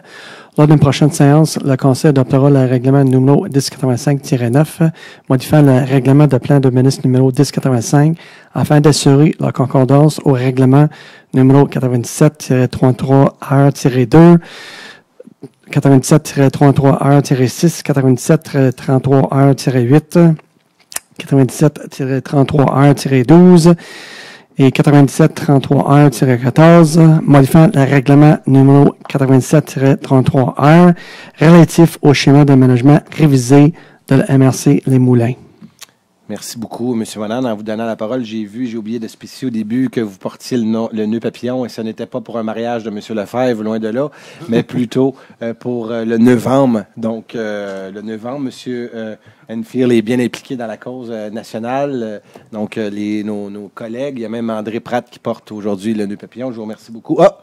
Mon Dieu, M. Champagne aussi, le nœud de bois. Donc, merci beaucoup de soutien. M. Enfield nous avait envoyé un courriel aux hommes, mais on a oublié aux femmes aussi. Donc, je m'excuse pour les... Mais du moins, on l'avait oublié. Donc, mille excuses, M. Enfield. À 9.4, donc, il est proposé d'adopter le projet de règlement numéro 1085-9 modifiant le règlement du plan d'urbanisme numéro 1085 afin d'assurer la concordance au règlement numéro 97-33 R2, R6, R8, R12, R14 modifiant les règlements numéro 97-33 R relatifs au schéma d'aménagement révisé de la MRC des Moulins. Proposé Don Monahan. Appuyé Louise Forêt. Adopté à l'unanimité. Séance de consultation publique le 11 décembre à 18h30. Monsieur Monahan va être là pour représenter le conseil de ville. Et là, je vais laisser la parole. Je vais juste répéter parce que vous allez voir, il y en a plusieurs. Donc, Monsieur Champagne va faire une présentation ce soir rapide. Mais ceux qui sont intéressés, le 11 décembre, je vous invite à venir assister. Et la présentation qu'il va faire, ça va toucher le point 9.6, 9.7, 9.8 et 9.9. Donc, on lui donne la parole une fois. Et après ça, la loi nous oblige de toutes les passer un par un. La parole est à vous, Monsieur Champagne. Merci, Monsieur le maire. Donc, effectivement, c'est plusieurs modifications réglementaires qui vont être réalisées. Peut-être pour faire une petite mise en contexte, on voit un petit peu la séquence ici. Au niveau de la MRC Les Moulins, il y a un document de planification qui s'appelle le schéma d'aménagement. Le schéma d'aménagement, c'est vraiment le document de planification, mais au niveau d'une MRC. La MRC qui est applicable au territoire de Mascouche, c'est une MRC Les Moulins qui comprend les villes de Terrebonne et Mascouche. Donc, c'est vraiment un document de planification et d'orientation. Il est déjà en vigueur depuis un bon moment. Mais on a une obligation par la loi, à chaque fois qu'il y a une modification au niveau du schéma d'aménagement, on a une obligation de ce qu'on appelle la concordance. Le principe de concordance, c'est tout simplement de venir dire que lorsqu'il y a une modification qui est réalisée à l'étape du schéma d'aménagement, la Ville a une obligation de se concorder ou de se conformer à ces orientations-là, donc de modifier par la suite ces règlements. Ça peut se faire de diverses façons, mais notamment dans le cas qui nous occupe, il y a une modification qui est faite dans le document de planification de la Ville. Donc, au niveau de la Ville, c'est le plan d'urbanisme qui tient lieu de document de planification. Et par la suite, même principe de concordance. Notre plan d'urbanisme doit être conforme et nos règlements doivent suivre en conséquence. Donc, ça implique 4 modifications réglementaires. On ne les verra pas l'ensemble en détail parce qu'il y a beaucoup d'éléments très techniques. Mais de façon générale, on va les voir un petit peu. Il y a 4 modifications réglementaires qui sont réalisées. Donc, la modification au niveau du règlement sur le plan d'urbanisme, sur les permis et certificats, sur le zonage et sur le lotissement. C'est 3 différents types de règlements et il y a un document qui est le plan d'urbanisme. Pour la plupart des modifications qui sont réalisées, c'est des choses qui étaient déjà appliquées sur le territoire. Il faut comprendre qu'il y a des dispositions qui étaient en place au niveau du schéma d'aménagement qui ont été adoptées par le biais d'un règlement de contrôle intérimaire. Un règlement de contrôle intérimaire, ce que ça vient faire, c'est que ça vient obliger les villes constituantes à adopter déjà. Donc, c'est comme si ça avait force de loi, même si la ville n'a pas encore fait les modifications nécessaires. Donc, ces modifications-là étaient déjà en place. À titre d'exemple, il y avait la délimitation des îlots déstructurés. Donc, c'était déjà réalisé, mais on a une obligation de venir l'intégrer au niveau du plan d'urbanisme et par la suite au niveau du zonage. Même chose au niveau des dispositions pour les abattages d'arbres à l'intérieur des bois et corridors forestiers. Il y avait déjà un règlement qui était en place, mais il n'avait pas été intégré dans notre réglementation locale. Donc, ça fait partie des modifications qui sont réalisées au niveau du plan d'urbanisme. Certaines dispositions au niveau des permis et certificats, notamment pour les dispositions de distance séparatrice pour les élevages porcins. C'est très technique, mais il y a effectivement différentes distances qui doivent être appliquées lorsqu'il y a une nouvelle autorisation d'élevage qui est mise en place. Dispositions également au niveau du zonage sur, on le voit encore, les dispositions séparatrices, les îlots déstructurés et les dispositions relatives à l'abattage d'arbres qui étaient déjà en vigueur. Et finalement, une disposition au niveau du règlement sur le lotissement pour, à titre d'exemple, prescrire des distances minimales au niveau de certains lots avec des affectations agriculture. Je donne l'exemple parce que ça va expliquer un petit peu la démarche. À titre d'exemple, au niveau du lotissement, on vient prescrire une norme minimale qui doit être appliquée par les villes de Mascouche et Terrebonne de 12 mètres de largeur pour un lot. Notre réglementation locale était déjà plus restrictive, en fait, que ça, mais on a une obligation quand même, effectivement, d'adopter cette modification-là pour assurer une concordance. Donc, c'est vraiment une obligation de la loi Il y aura une consultation publique où est-ce qu'on va voir l'ensemble des dispositions qui sont modifiées. Il y en a plusieurs. Mais somme toute, comme je le mentionnais, la plupart de ces éléments-là étaient déjà en vigueur. Donc, en date du 11 décembre, c'est bien ça, 11 décembre à 18h30 au niveau de la consultation publique. Et on vise à ce que le règlement rentre en vigueur en février environ. Vous avez super bien fait ça, M. Champagne. Merci beaucoup. Donc, comme je disais tantôt, c'est M. Monahan qui va être là pour le conseil pour l'ensemble de ces règlements-là. Donc, vous allez voir, je vais vous les lire de façon rapide parce que ça va tout être revu le 11 décembre avec l'ensemble des citoyens. On est vraiment dans de la poutine. Pour votre information, vous savez qu'on est juste 2 MRC à travers le Québec avec seulement 2 villes. Donc, il y a un autre MRC, je ne me souviens plus de laquelle, il est chez nous. Sinon, il y a plusieurs villes MRC. Mais la plupart des MRC, vous avez, par exemple, une quinzaine, une 20, comme la MRC Montcalm, sont 8-9 villes. Donc, quand vous font les changements, ça a des répercussions sur l'ensemble des municipalités. Il faut que toutes les villes s'entendent. Nous autres, on a la chance de s'entendre. On est obligé de s'entendre avec la ville voisine. On est seulement 2 villes. Donc, ça va bien. Il y a une bonne collaboration. À 9.5, il est proposé d'adopter le règlement numéro 1088-7 modifiant le règlement de construction numéro 1088 afin d'intégrer les normes minimales de construction durable. Proposé Louise Forêt. Appuyé Don Monahan. C'est adopté à l'unanimité. Pour celle-là, il y a une petite présentation. Les autres, je vais les faire saccader. Seulement vous dire qu'à la séance d'information, il n'y a pas eu aucun citoyen qui était présent. Donc, je remercie beaucoup parce que vous avez eu un beau travail en aval avec les promoteurs, donc les gens qui développent. Donc, à preuve que vous avez fait un bon travail, les gens vous avez même attendu 15 minutes après le début. Il y avait juste M. Franche qui était là pour vous entendre, mais la parole est à vous, M. Champagne. Donc, en fait, on est à l'étape finale d'adoption au niveau des normes minimales de construction durable. Ça fait déjà un moment que la Ville de Mascouche, on voulait intégrer des dispositions minimales pour s'assurer d'avoir des bâtiments qui sont plus durables. La Ville travaille beaucoup au niveau du volet environnemental, mais on veut aussi que ça se répercute au niveau de la construction. Donc, c'est vraiment des dispositions qui vont être intégrées, des seuils minimaux, à titre d'exemple, des choix de matériaux. Donc, à titre d'exemple, les bâtiments de vinyle pour les nouvelles constructions uniquement vont être prohibés. Donc, des choix vraiment qui sont plus éco-responsables, qui vont favoriser qu'on soit une ville plus verte au niveau de la construction. On est à l'étape finale d'adoption du règlement, comme je le mentionnais, et advenant une approbation de la MRC, le règlement va rentrer en vigueur en date du 11 décembre 2019. Merci, M. Champagne. Donc, Mme Forêt, voulez-vous donner l'avis de motion 9.6, s'il vous plaît? Moi, Louise Forêt, donne avis de motion du règlement numéro 1090-18, le tout conformément à l'article 356 de la loi sur les cités et villes. Lors d'une prochaine séance, le Conseil adoptera le règlement numéro 1090-18, modifiant le règlement numéro 1090 sur les permis et certificats afin d'assurer la concordance au règlement numéro 97-33R-2, 33R-6, 33R-8, 33R-12 et 33R-14, modifiant le règlement numéro 97-33R relatif au schéma d'aménagement révisé de la MRC Les Moulins. Merci beaucoup, Mme Forêt. À 9.7, il est proposé d'adopter le projet de règlement 1090-18 modifiant le règlement 1090 sur les permis et certificats afin d'assurer la concordance au règlement numéro 97-33 R2, R6, R8, R12, R14, modifiant le règlement numéro 97-33 R relatif au schéma d'aménagement révisé de la MRC des Moulins.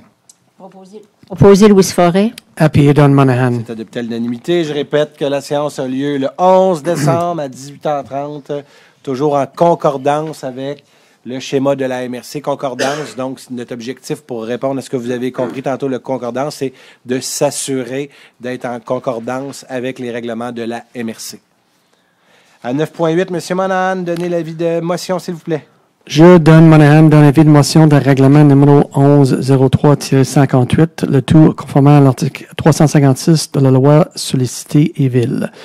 Lors d'une prochaine séance, le Conseil adoptera le règlement numéro 1103-58, modifiant le règlement numéro 1103 sur le zonage afin d'assurer la concordance au règlement numéro 97-33R-2, R-6, R8, R12, R14, modifiant le règlement numéro 97-33R relatif au schéma de management révisé de la MRC Les Moulins. Merci beaucoup, M. Monahan. À 9.9, il est proposé d'adopter le projet de règlement numéro 1103-58 modifiant le règlement 1103 sur le zonage afin d'assurer la concordance au règlement numéro 9733 R2, R6, R8, R12, R14 modifiant le règlement numéro 9733 R relatif au schéma d'aménagement révisé de la MRC Les Moulins. Proposé Louise Forêt. Appuyé Don Monahan. C'est adopté à l'unanimité. Je vous répète que les gens concernés qui veulent venir le 11 décembre à 18h30. 9.10, il est proposé d'adopter le règlement numéro 04-9, modifiant le règlement de lotissement numéro 1104 afin d'intégrer les normes sur les lots à titre transitoire. Proposé Don Monahan. Appuyé Louise Forêt. C'est adopté à l'unanimité. Donc, la séance a eu lieu le 20 novembre. Eugène Jolicoeur et Bertrand Lefebvre étaient présents. Il y a eu 0 citoyen qui était présent. La parole est à vous, Monsieur Champagne. Donc, merci, M. le maire. Une modification au niveau des dispositions sur le lotissement. Cette fois-ci, par contre, ce n'est pas dans le cadre de la concordance, donc c'est pour ça qu'on le voit de façon spécifique. C'est une disposition où est-ce qu'on vient autoriser, en fait, ce qu'on appelle des lots transitoires. Qu'est-ce qu'est un lot transitoire? Bon, si on voit l'exemple, on aurait 2 terrains, un en bleu, un en rouge. Le terrain en rouge veut s'agrandir, aller chercher une portion de terrain en bleu foncé. De façon temporaire, au niveau du lotissement, il va falloir créer un lot, qui est ce lot-là. Sauf que ce lot-là ne sera pas conforme étant donné qu'il n'a pas de frontage sur rue à titre d'exemple. Donc, c'est vraiment une disposition qui permet de façon transitoire ou de façon temporaire, le titre le dit, de créer des lots qui sont non conformes, mais toujours avec une obligation par la suite d'être annexé à un lot conforme. C'est vraiment juste pour permettre les transactions immobilières, donc de façon temporaire. Des fois, ça peut prendre un certain temps avant que ces transactions-là soient réalisées. Donc, ça permet de faire cette réalisation-là. Évidemment, il ne peut pas avoir de construction sur un lot qui est non conforme. Le règlement le précise de façon spécifique, mais ça permet de temporairement autoriser cette opération-là. C'est vraiment une disposition technique. Comme on le mentionne, on est encore une fois à l'étape finale de l'adoption et encore une entrée en vigueur prévue pour le 11 décembre 2019. Merci beaucoup, M. Champagne. Madame Forêt, voulez-vous donner l'avis de motion, s'il vous plaît? Je, Louise Forêt, donne avis de motion du règlement numéro 1104-10, le tout conformément à l'article 356 de la loi sur les cités et villes.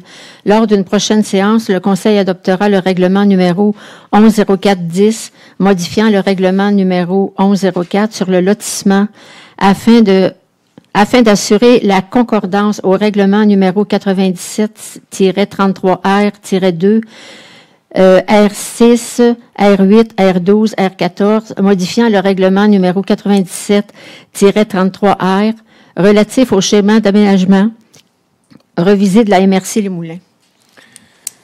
Merci, Madame Forêt. Donc, pour les citoyens qui nous écoutent à la maison ou les citoyens présents, vous savez, c'est une séance un peu plus lourde parce que c'est vraiment plus au niveau de la réglementation. Donc, on s'excuse, mais c'est la loi qui nous oblige d'aller passer ainsi. Donc, à 9.12, il est proposé d'adopter le projet de règlement numéro 1104-10 modifiant le règlement 1104 sur le lotissement afin d'assurer la concordance au règlement numéro 9733 R2, R6, R8, R12, R14, pardonnez-moi, modifiant le règlement numéro 9733 R relatif au schéma d'aménagement révisé de la MRC des Moulins. Proposé Don Monahan. Appuyé Louise Forêt. C'est adopté à l'unanimité. Je répète aux gens qui nous écoutent à la maison et les gens dans la salle que la séance d'information va avoir lieu le 11 décembre à 18h30. C'est un règlement pour être en concordance avec les schémas de la MRC. C'est M. Monahan qui va être présent lors de cette séance d'information de consultation. À 9.13, il est proposé de Mme M. Monahan donner l'avis de motion, s'il vous plaît. Je, Don Monahan, donne avis de motion de règlement numéro 1221-2, le tout conformément à l'article 356 de la loi sur les cités et villes. Lors d'une prochaine séance, le Conseil adoptera le règlement numéro 1221-2, modifiant le règlement numéro 1221 relatif à la mise en place d'un programme de réhabilitation applicable aux bâtiments ou sujettés au PEA de Noyau Villageois afin de renouveler le programme pour une période supplémentaire de 3 ans. Donc, merci beaucoup, M. Monahan.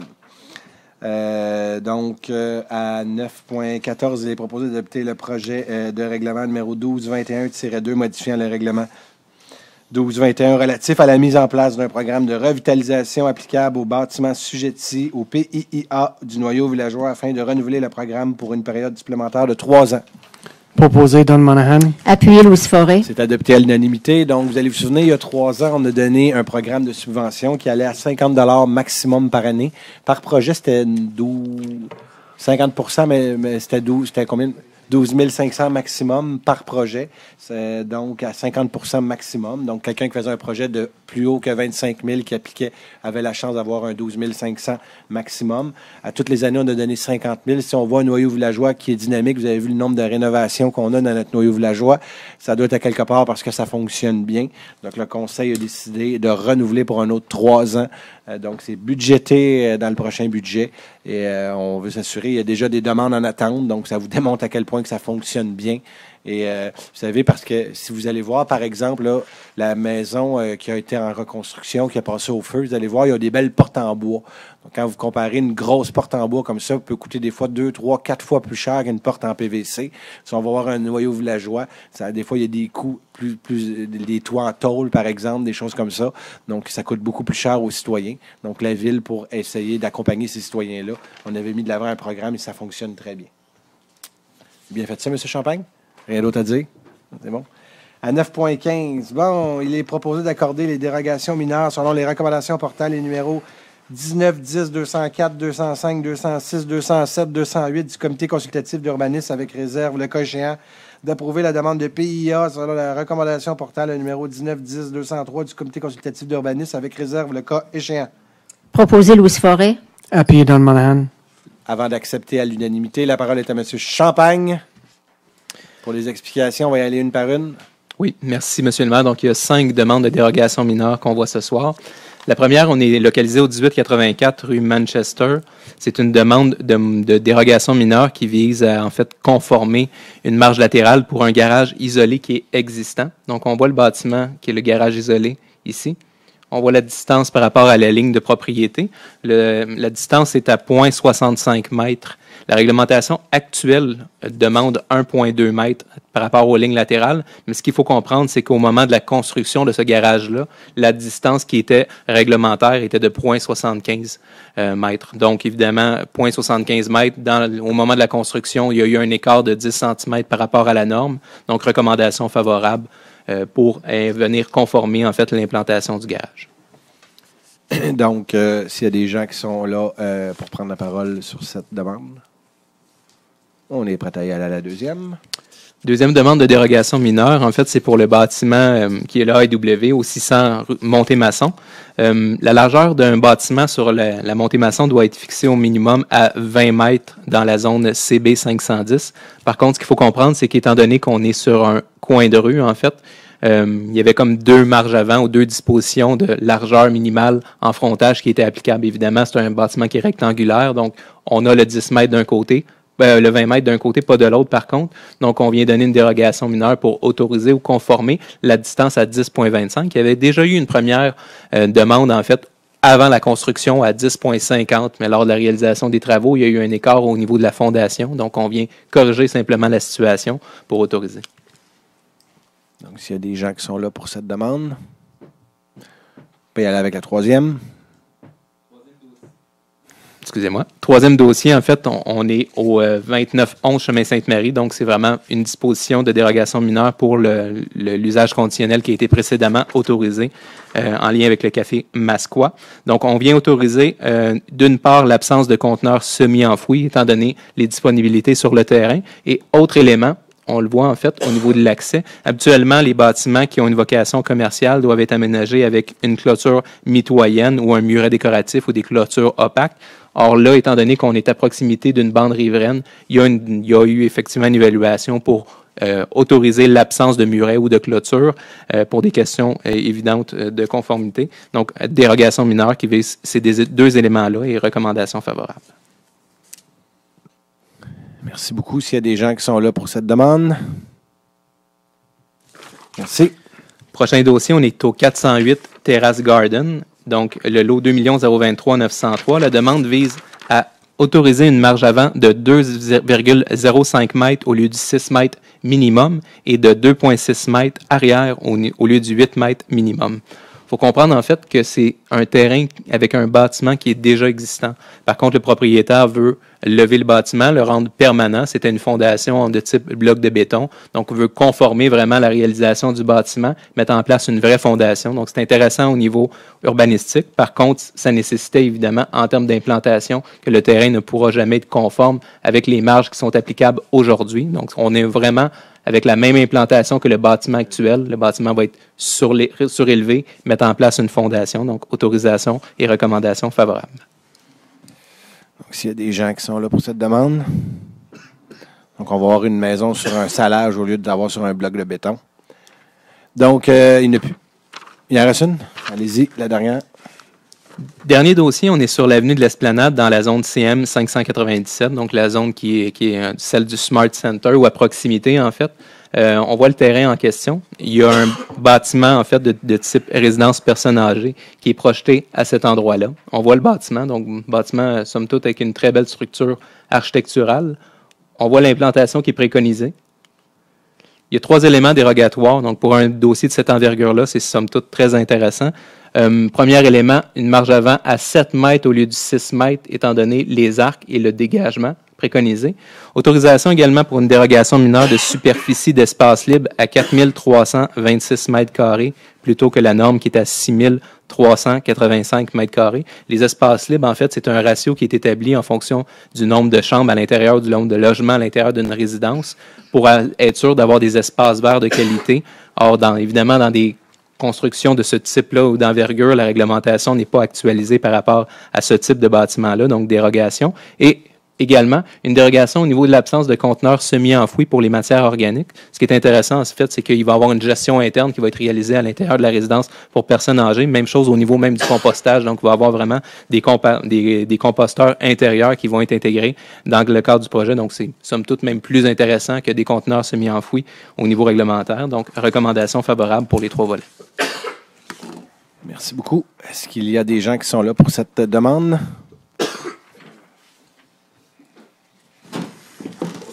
Oui, bonsoir. Juste à titre d'information, combien d'étages ces bâtiments?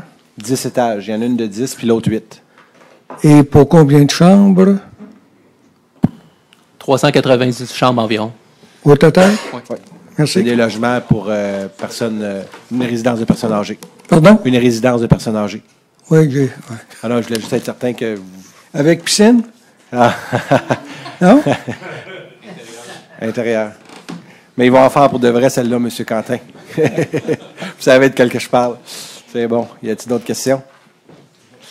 D'ailleurs, bravo pour l'innovation de mettre, de contrôler les déchets et le compost à l'intérieur. Je pense qu'on va être capable de régler la problématique qu'on parlait tantôt d'odeur et de tout le tralala qui va avec. Donc, c'est une bonne initiative de la part.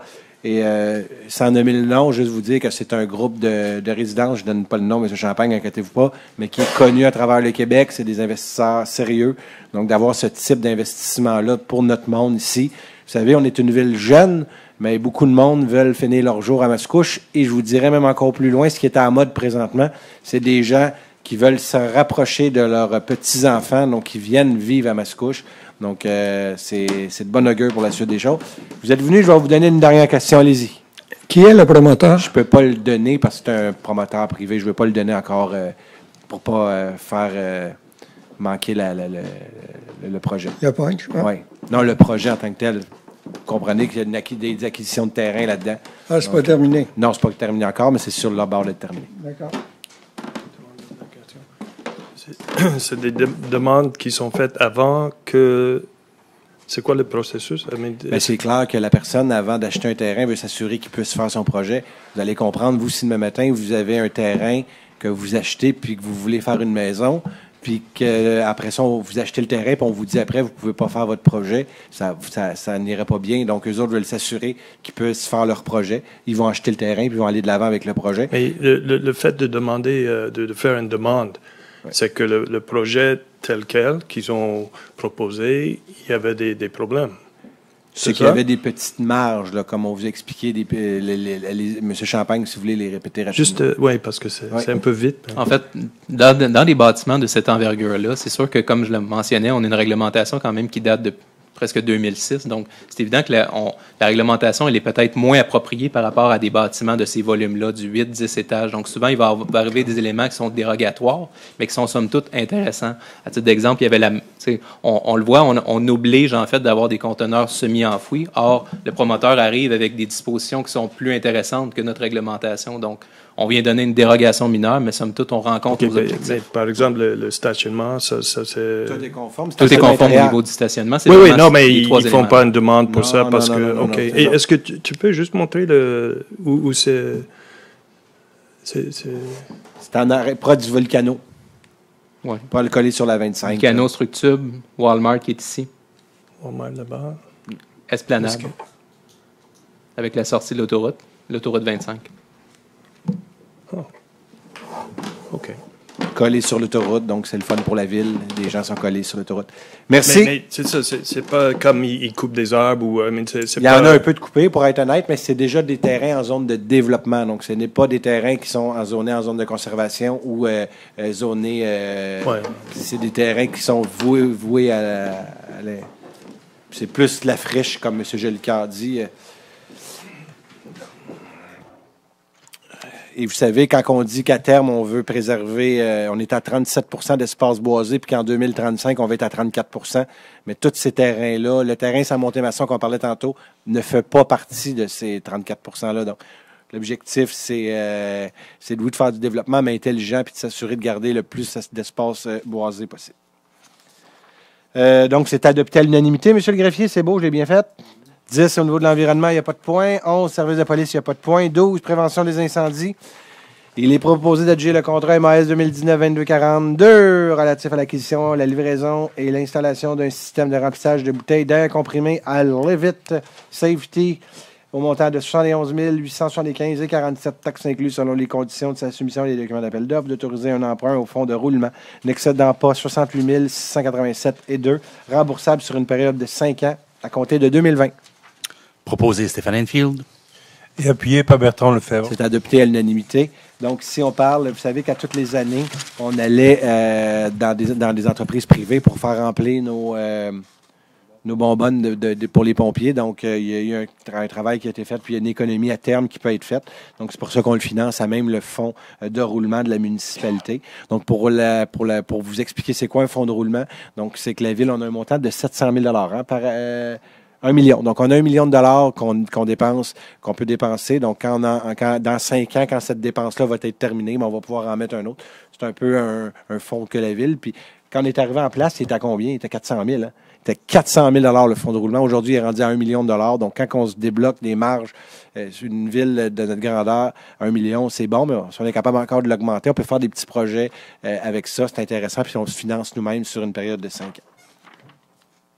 C'était voté, ça? C'est correct? Vous étiez pensif, M. le greffier? Mais bon, c'est correct. C'est bon.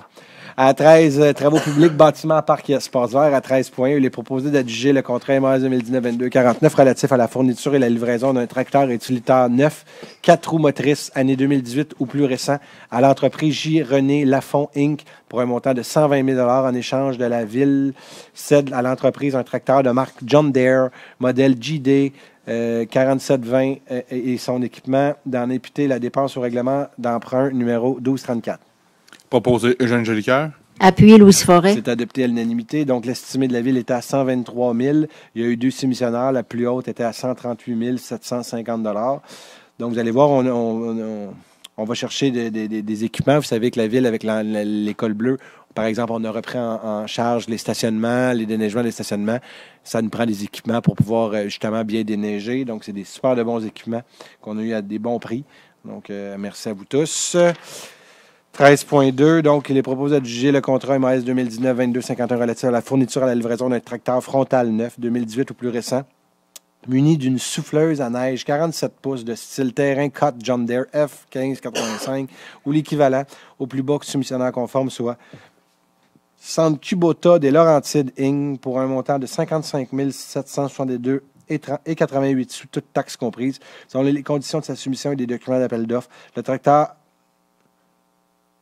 à être muni correspond. Hein? OK. Le tracteur à être fourni correspond à une tondeuse diesel à attelage frontal de marque Kubota, modèle F3990, modèle 2019, année 2019, d'en imputer la charge au règlement 1234. Proposé Louis Forêt. Appui Gabriel Michaud. Adopté à l'unanimité. Donc, si l'estimé de la ville, vous savez, quand on donne un estimé au niveau des véhicules, on va voir sur le site Internet le prix du véhicule. Donc, l'estimé était à 70 000. Octroi Kubota des Laurentides à 55 000. Il y a eu 3 invitations, 2 soumissions. Le plus haut était à 62 000, 86 et 50. Donc, 14 000 de moins que ce que la ville avait estimé, puis ça va servir justement aux opérations de déneigement. Mais j'imagine qu'ils vont pouvoir faire de la tonte de pelouse avec ça, ça je comprends. Donc, l'été, on va pouvoir aussi, peut-être des fois, des secteurs. Eh bien, ça a été voté, c'est adopté à l'unanimité. 13.3, il est proposé de prolonger pour l'année 2020 le contrat MS 2018-21-24 relatif à la réfection de bordures de béton et de trottoirs sur diverses rues pour l'année 2018 et 2019 avec une option de renouvellement pour l'année 2020 pour un montant annuel approximatif de 74 381,81 taxes incluses à l'entreprise 93 56 11 81 Québec Inc. Les excavations Roy-Legault selon les conditions de sa soumission des documents d'appel d'offres. Proposé Eugène Jolicoeur. Appuyé Louis Forêt. C'est adopté à l'unanimité, donc c'est renouvelé à l'IPC. Tous les contrats que je vous dis, c'est des contrats renouvelés à l'IPC. Donc, à 13.4, il est proposé de prolonger pour l'année 2020 le contrat MAS 2018-21-29 relatif à l'allocation d'une niveleuse et d'un rouleau compacteur avec opérateur pour les années 2018 et 2019 avec 2 options de renouvellement année 2020 et 2021 et adjugé en 2018 à l'entreprise Pavage Chartrand Inc. pour un montant annuel de 31 960 et 75, toutes taxes incluses, selon les conditions de sa soumission et des documents d'appel d'offres. Proposé Eugène Jolicoeur. Appuyé Louis Forêt. C'est adopté à l'unanimité. C'est-tu un montant fixe ou c'est un montant approximatif? C'est fixe, celui-là. OK, merci.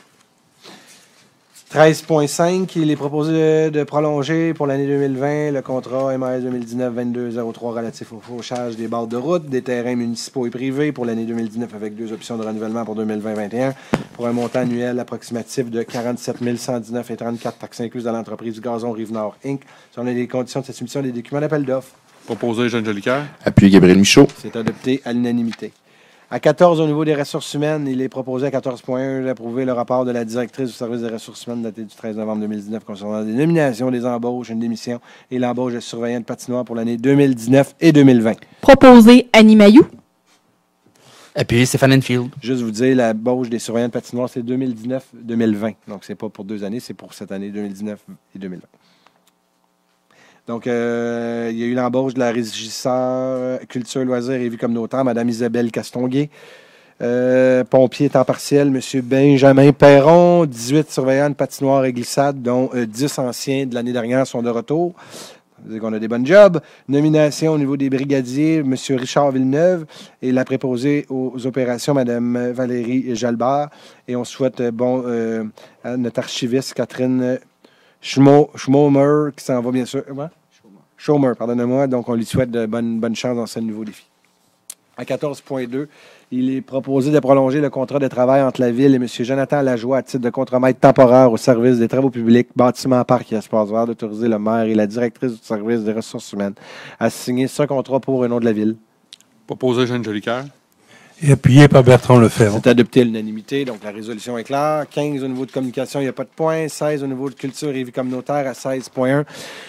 Il est proposé d'autoriser l'accès du parc du Grand Coteau et du Petit Pavillon au 19e groupe scout de Mascouche pour permettre une activité hivernale de survie en forêt du 10 au 12 janvier 2020. D'autoriser, dans le respect de l'environnement, les activités de formation en camping hivernal conditionnellement à l'obtention d'un permis de brûlage auprès du service de prévention des incendies de la Ville de Mascouche. Proposé Annie Mailloux. Appuyé Louis Forêt. C'est adopté à l'unanimité à 16.2. Il est proposé d'autoriser la tenue de la fête de la famille hivernale le 8 février 2020 au parc du Grand Coteau organisé par le comité Famille Mascouche. Le comité Famille Mascouche, où les organismes partenaires opéraient un commerce pour vendre de la nourriture et du breuvage sur le site du parc du Grand Coteau. L'organisme s'entraide Lanaudière à tenir un kiosque sur le site afin de recueillir des dons volontaires durant l'événement. D'autoriser dans les 10 parcs la circulation de 3 carrioles à chevaux, pardonnez-moi. L'usage de haut-parleurs et de musique. et la circulation des véhicules routiers autorisés par le comité organisateur. Proposé Annie Mailloux. Et appuyé par Bertrand Lefebvre. Merci beaucoup. C'est adopté à l'unanimité, mais mes cheveux n'en reviennent pas encore. À 16.3, il est proposé d'autoriser la tenue de la guignolée le 1er décembre 2019 et d'autoriser les bénévoles à solliciter des dons de maison en maison et auprès des automobilistes. Proposé Annie Mailloux. Et appuyé par Bertrand Lefebvre. Juste auprès des automobilistes, y a-t-il un barrage? Ou le barrage a déjà lieu, excusez-moi, là. Le lieu, c'est la botte de pompier. C'est ça, on a ramassé. Il n'y a pas de barrage. Vas-y.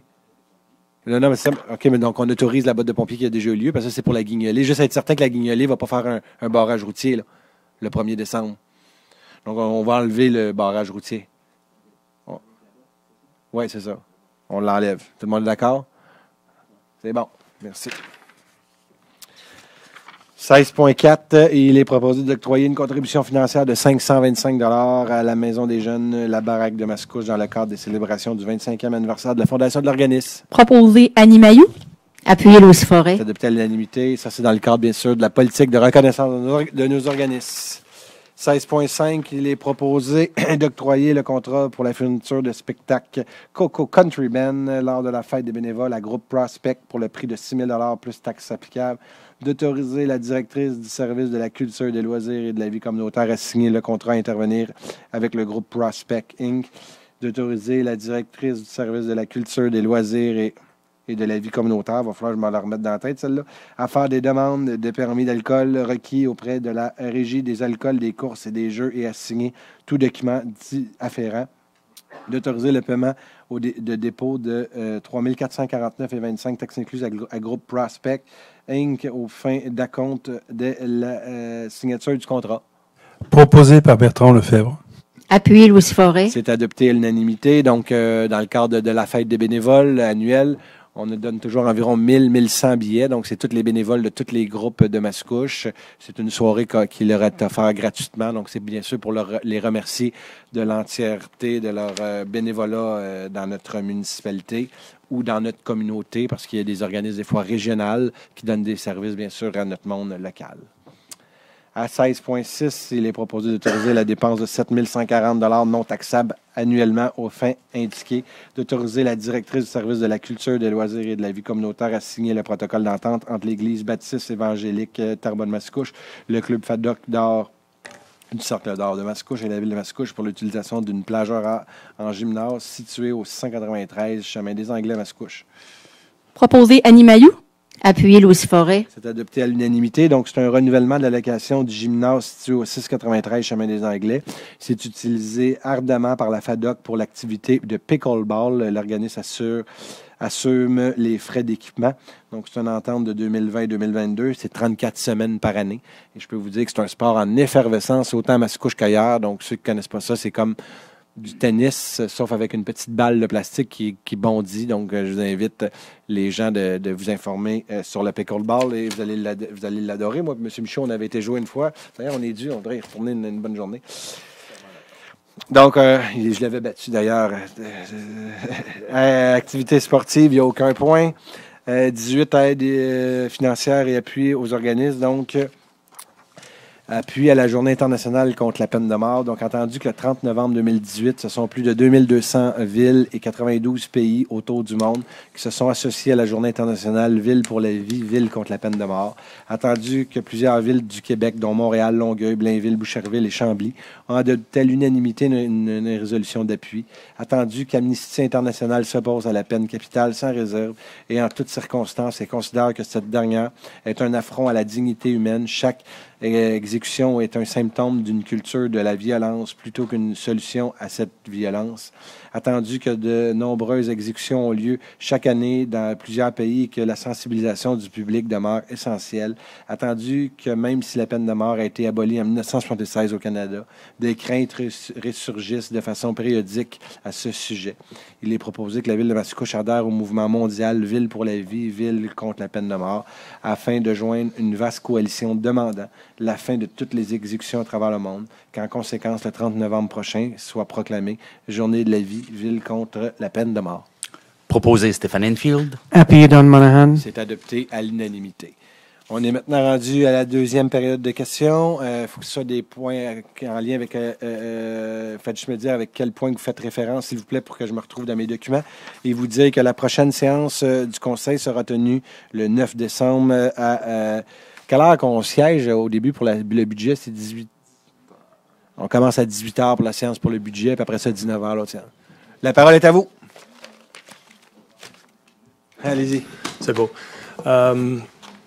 Le point 9.1. Oui. Quand on veut faire une démolition, il faut faire une demande. Pourquoi? Monsieur Champagne. Ben, c'est ce que j'ai mentionné la dernière fois. En fait, ça fait environ peut-être 1 an et demi que la ville de Mascouche s'est dotée d'un règlement sur la démolition. Dans tous les cas de démolition, il y a toujours un permis qui est donné. Mais on voulait s'assurer que ça soit très transparent et public. Le but du règlement de démolition, en fait, c'est juste de s'assurer qu'il n'y ait pas des demandes de permis de démolition pour des bâtiments qui auraient, par exemple, une valeur patrimoniale importante, ou dans certains cas, les villes vont adopter ce règlement-là souvent pour s'assurer que s'il y a une demande de démolition pour un bâtiment locatif pour lequel il y aurait des locataires, mais qu'on veut s'assurer dans le cadre des vérifications que les locataires ont été avisés que le propriétaire a l'intention de démolir un bâtiment. Parce qu'il y a eu des cas dans d'autres villes, effectivement, notamment à Montréal, où est-ce qu'il y a des gens qui déposaient des demandes de démolition de bâtiments et les locataires n'étaient pas avisés, donc apprenaient la nouvelle, devaient se revirer à la dernière minute. Donc, c'est vraiment un règlement qui vient juste assurer une conformité puis s'assurer que toutes les dispositions sont suivies finalement dans le cadre des projets de démolition. Avez-vous une deuxième question?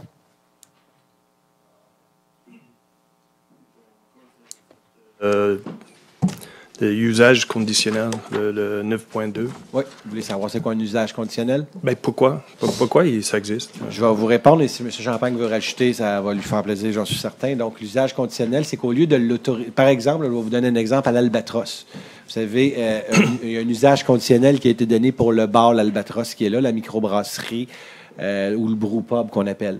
Donc, si un jour, parce qu'on donne un usage conditionnel, la ville se garde une mainmise. Si un jour, il ne respecte pas les normes qu'on lui a données, mais l'usage conditionnel, la ville peut dire on arrête ça là parce que vous ne respectez pas ce qui a été entendu. Donc, nous, la ville, au lieu de donner un permis d'occupation clair comme n'importe quel autre commerce, on s'assure, la ville, de garder une mainmise parce que des fois, dans des noyaux villageois, ça peut partir à la dérape et c'est pas ce qu'on veut, loin de là. Donc, notre objectif, c'est en le donnant sur l'usage conditionnel, la ville s'assure de garder une mainmise et être certain que les propriétaires occupants respectent bien les normes qu'on leur demande. Je ne sais pas si M. Champagne, vous avez d'autres choses à rajouter. Je pense que c'est clair. Là.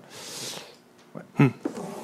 Non, c'est parce que je pensais que chaque commerce qui veut s'installer doit suivre, Vous pouvez le donner soit en règlement de zonage ou on peut le donner en usage conditionnel. L'usage conditionnel est encore plus restreignant pratiquement pour le propriétaire. Donc, pour nous, c'est intéressant de se garder la mainmise parce que je vous donne un exemple. Si, par exemple, la personne qui prend l'entente dit que son commerce ferme à telle heure, puis qu'il n'y a pas de musique trop forte, puis il ne nous écoute pas du tout, là, les voisins au pourtour vont pouvoir dire, mais là, c'est pas ce qu'on avait accepté. Donc, nous, la ville, on se garde d'avoir une mainmise à l'égard des projets qui s'en vont justement dans le noyau villageois. Mais c'est qui juge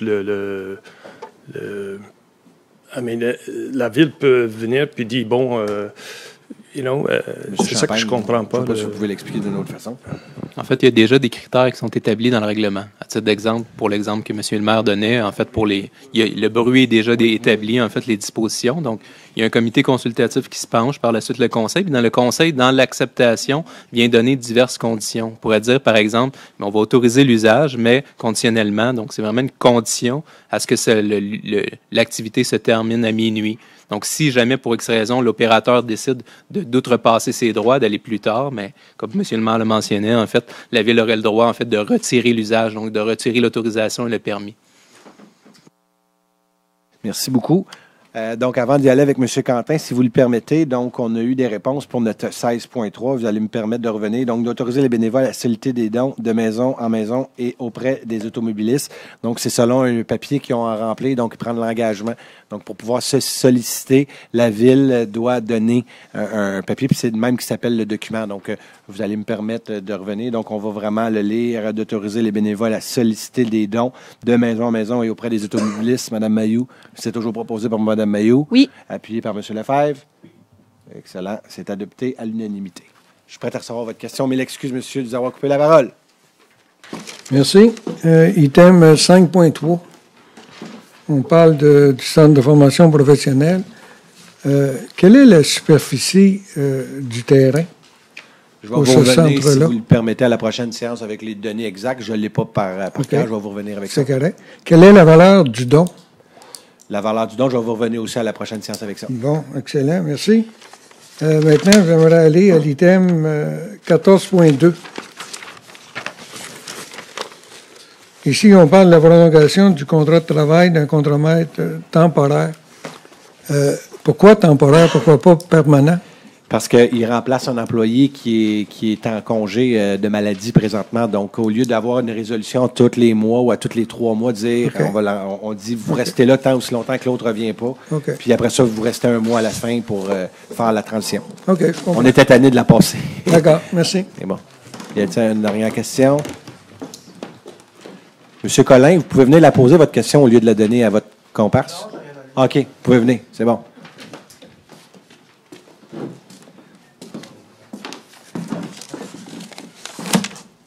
Bon, c'est ça. Allez-y.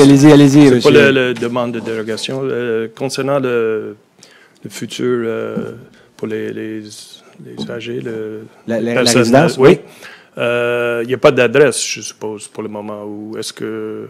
Non, il n'y a pas d'adresse. On n'est pas encore rendu à l'adresse, mais c'est vraiment sur le terrain vacant. Donc, oui, non, mais c'est juste parce que je ne vois pas. Puis, disons, pour la circulation, des choses comme ça, comment ça va marcher? Ou est-ce que ça pris en considération, tout ça? Ou qu'il va y avoir tellement de... Ça a clairement été pris. C'est pour ça qu'on a toujours dit que les secteurs collés aux autoroutes, c'est ça qui est gagnant de mettre ces bâtiments-là, donc des bâtiments en hauteur. Pourquoi? Parce que les gens sont collés sur les autoroutes, sont collés à côté d'une épicerie, puis c'est près des services, donc les gens qui sont proches de là vont beaucoup moins prendre leur véhicule. De un ou de deux, c'est des résidences de personnes âgées. Donc, une personne âgée ne pourra pas le matin à 9 h ou à 5 heures du retour du travail habituellement, et je souhaite ardemment que nos gens restent le plus longtemps possible sur le marché du travail avec la pénurie de main-d'œuvre. Mais quand une personne est retraitée, lorsqu'elle ne travaille pas, elle peut aller dans le jour. Donc, le trafic n'est pas le même. C'est pour ça que vous voyez plusieurs villes construire beaucoup de résidences de personnes âgées. Et nous, la Ville, on croit qu'on a le droit d'avoir ce type d'investissement justement parce que c'est des demandes qu'on a. Tu sais, je le dis souvent à la blague, la FADOC, si on est la population la plus jeune de Mascouche, dans Lanaudière, on est à 36 ans, l'âge moyen à travers le Québec est 42-43 ans. Cependant, dans le Grand Lanaudière, on est la FADOC la plus nombreuse. On a 1500 membres de FADOC qui viennent ici. Il y en a 30 parce que 75 viennent de Mascouche, 25 viennent de l'extérieur. Ils veulent avoir des endroits où ils veulent venir demeurer ici. Ils n'en ont pas présentement. Ils sont pleins à pleine capacité. Je fais 2 fois le mot. Il est temps que la séance finisse. Mais tout ça pour vous dire que c'est plein, pas mal. Et notre objectif, c'est justement de leur créer. Il n'y a plus d'autres questions? Stéphane Enfield, je propose le lever de l'Assemblée. Appuyez Annie Mailloux. N'oubliez pas la prochaine séance, 18 h pour le budget. Je vous remercie beaucoup. Bonne soirée.